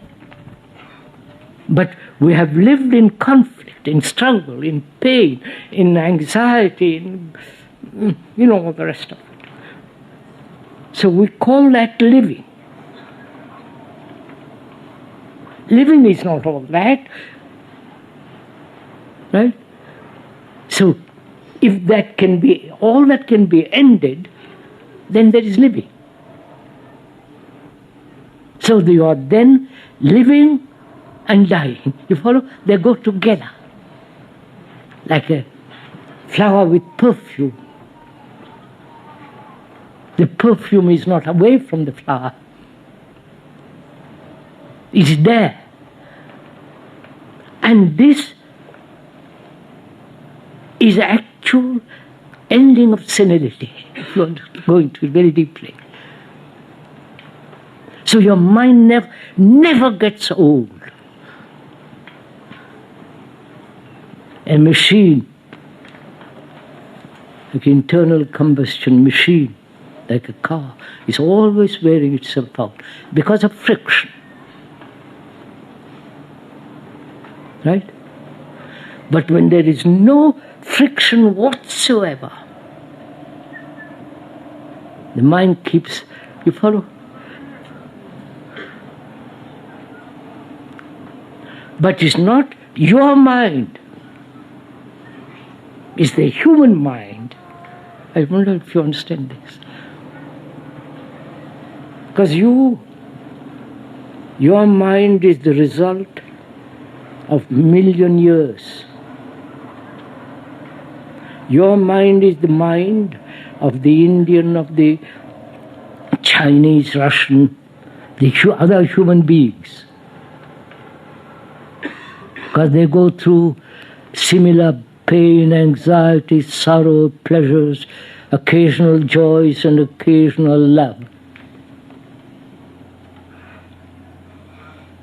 So our brain, our mind is the mind of humanity. If we can understand that one real fact, then we will live without any division, which is causing such disaster in the world. Now, with regard to reincarnation,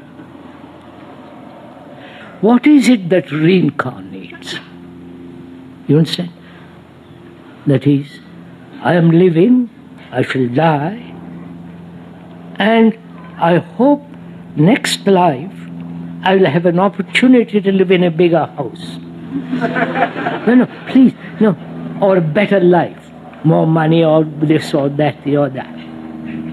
Now, what is it that continues? You understand my question?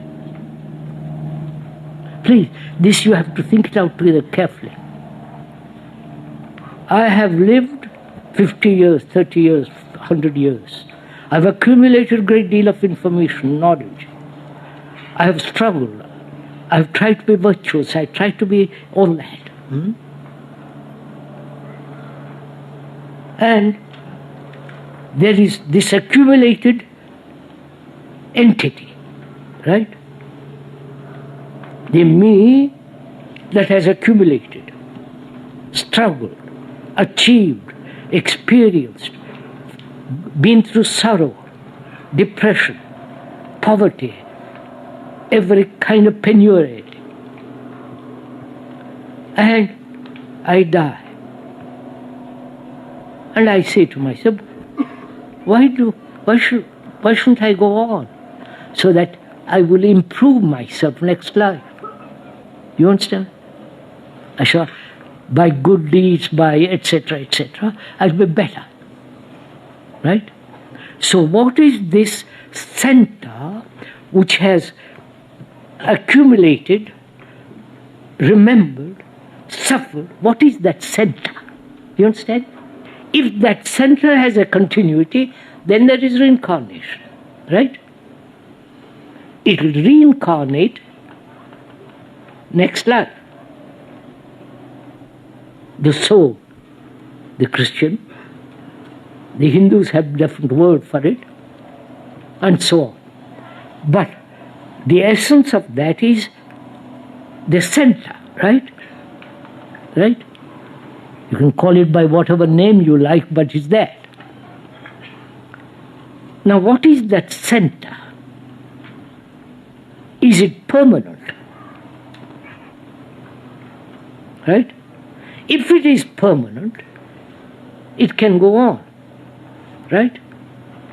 Modifying itself, changing itself, but the core of it will go on. I wonder if you're following all this. It's fairly simple. So we have to find out what that center is. If we say it is center of God, right? Then that center, which is creating such mischief, right, God must also be mischievous. Right?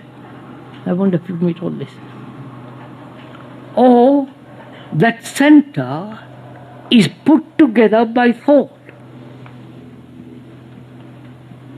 You understand what I mean? The name, the form, the family,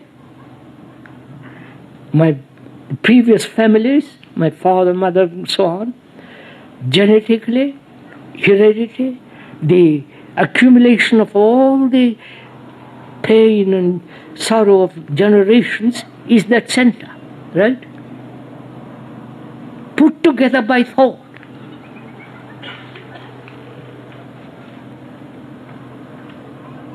I say I'm a Hindu. You say you are a Catholic. Because you have been from childhood trained to accept Catholicism. And I, born in India, if I'm stupid enough, I say yes, I'm a Hindu. So that center is the result of continuous modifying movement of thought. Right? I know the people who believe in reincarnation will object to all this. Because they like to believe that they have a future. It may be illusory, it is nonsensical, but it gives them comfort. Right? And we all want comfort, in one way or the other. So, dying means the ending of that also.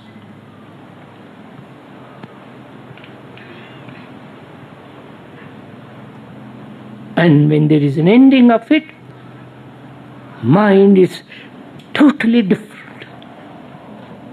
I wonder if it is no longer accumulating. It's no longer experiencing. It isn't dead, it isn't static, but it's so alive, there's nothing to collect. You understand?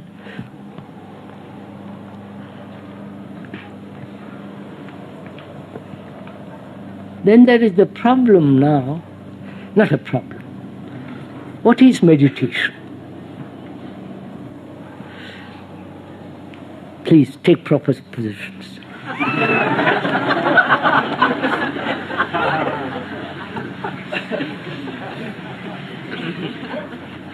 I can see it happening.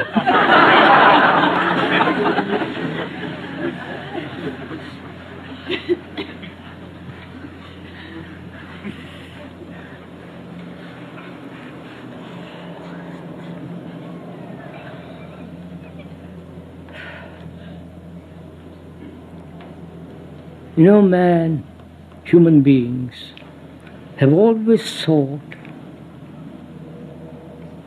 because their minds are everlastingly chattering,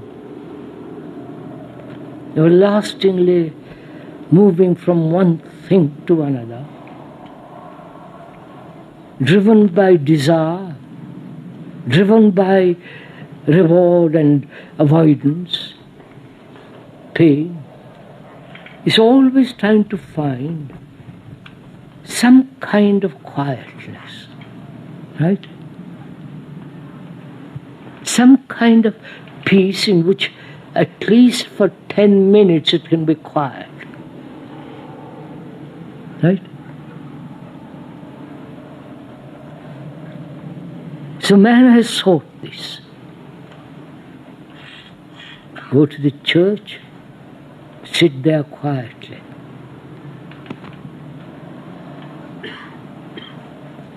Go to a marvelous cathedral when there is no circus going on and be quiet. And it's a strange fact in all these churches, and there is never a moment of quietness, except when it's empty. You understand what I'm saying? The priest is doing something, you're doing something, everybody's chanting, replying, incense, this, that. Never, never quiet, except when the cathedral is really empty of human beings. The same in the temples, same in the mosque. Is it because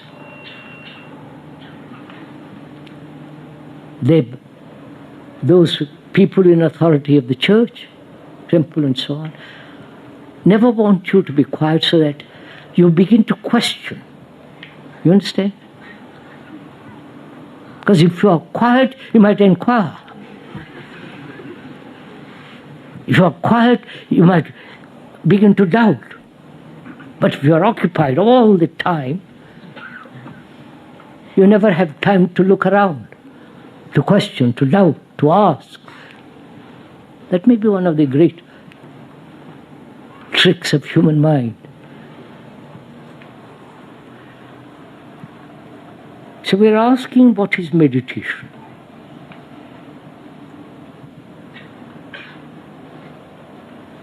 And why should one meditate? Is it natural? Natural, you understand? Like breathing, like seeing, like hearing. Is it natural? And why have we made it so unnatural? Taking postures, following systems, Buddhist meditation, Tibetan meditation, Christian meditation. You understand? The Tantra meditations, you don't know those, perhaps some of you may know. And the meditations set by your favorite guru,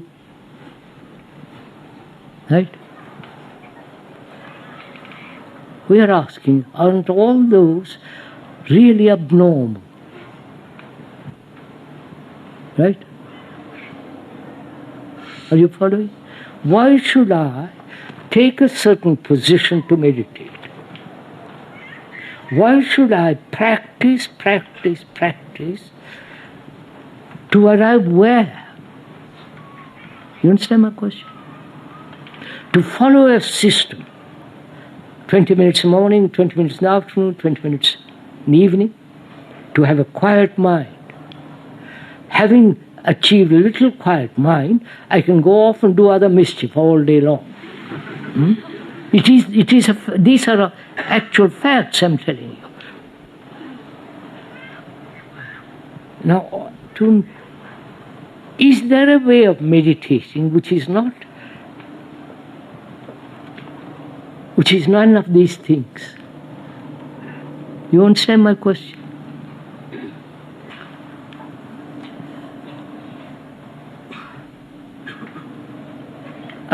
Till now, we say meditation is to quieten the mind, first. To have a mind that is capable of observation. To have a mind that is completely centered, right? Completely concentrated, right? So that there is no thought but except one thought, right? One picture, one image, one center upon which you are looking, right? I don't know if you've gone through all this. The speaker has played with them for half an hour in each of these meditations, 10 minutes, 5 minutes, and that meant nothing. So you have to go into this question: who is the controller and the controlled? You understand? Are you getting tired?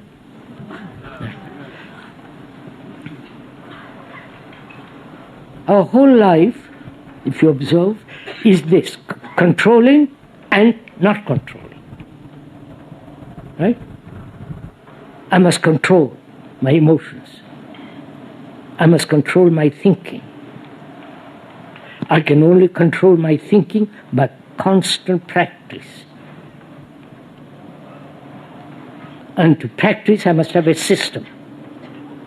This system implies a mechanical process, making the mind mechanical, more and more.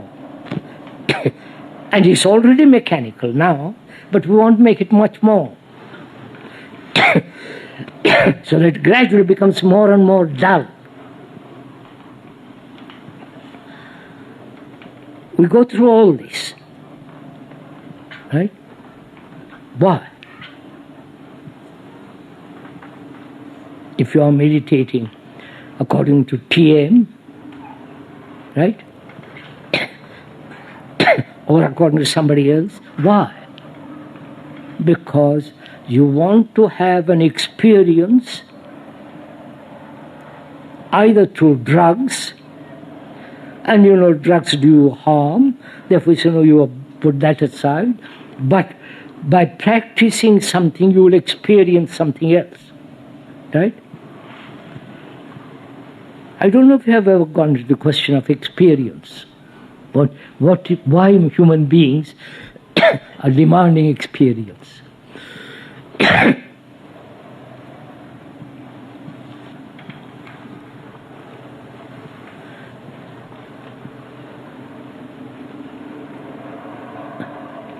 Either the mind is asleep, therefore experience means a challenge, right? Or the mind is awake and therefore doesn't need an experience. I don't know if you're following this. So one has to find out if your mind is asleep and therefore, or bored with the experience that you have, sex, drugs, all the rest of other experiences. You want something far beyond all that. You're always craving for experience. More delightful, more extravagant, the more communicable, and all the rest of it. Why does the mind demand experience?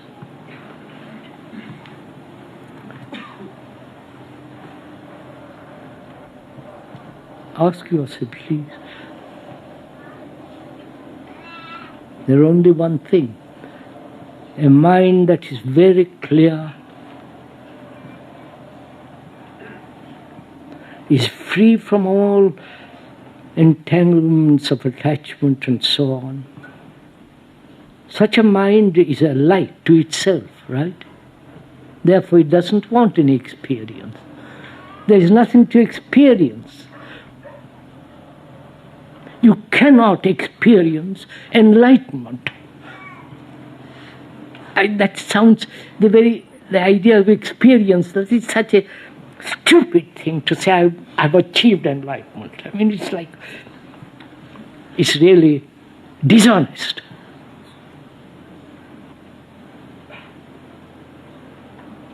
cannot experience truth. Right?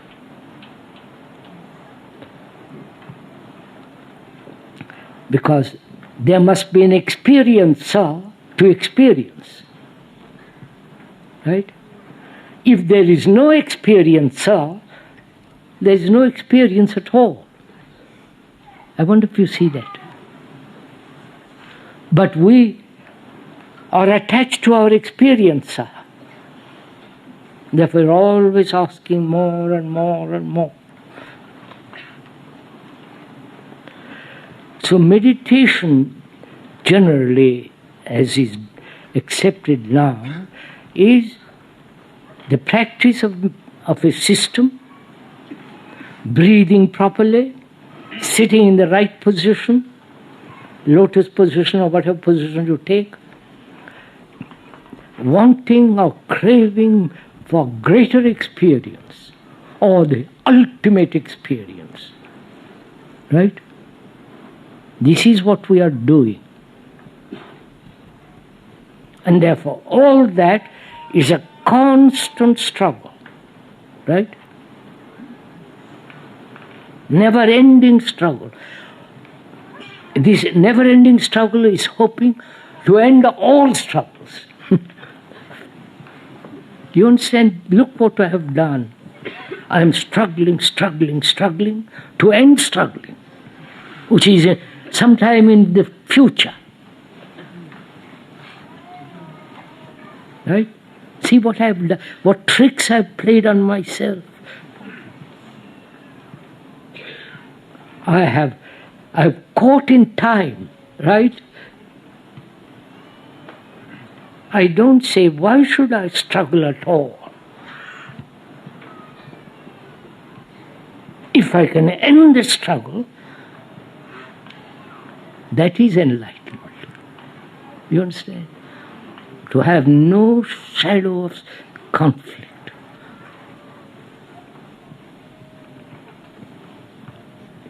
But we do not want to make all those efforts. We are caught in time, right? And to be free of time is to be free to have pure observation. And then the mind becomes extraordinarily quiet. You don't have to make the mind quiet. You understand this? If you end all conflict, mind naturally becomes quiet. And when the mind is absolutely silent, without any movement of thought, then perhaps you will see perhaps there is something sacred beyond all words.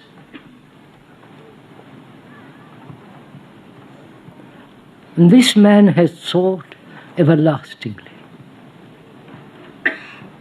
something that is beyond measure, beyond thought, which is incorruptible, unnameable, eternal.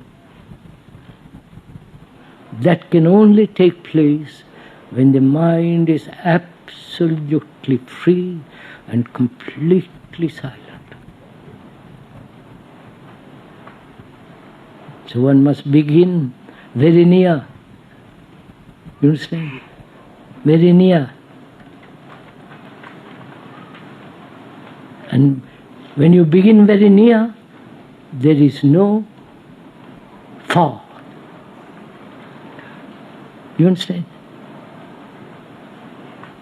When you begin near, there is no distance. Therefore, there is no time. And it's only then that which is most holy can be. Right, sir.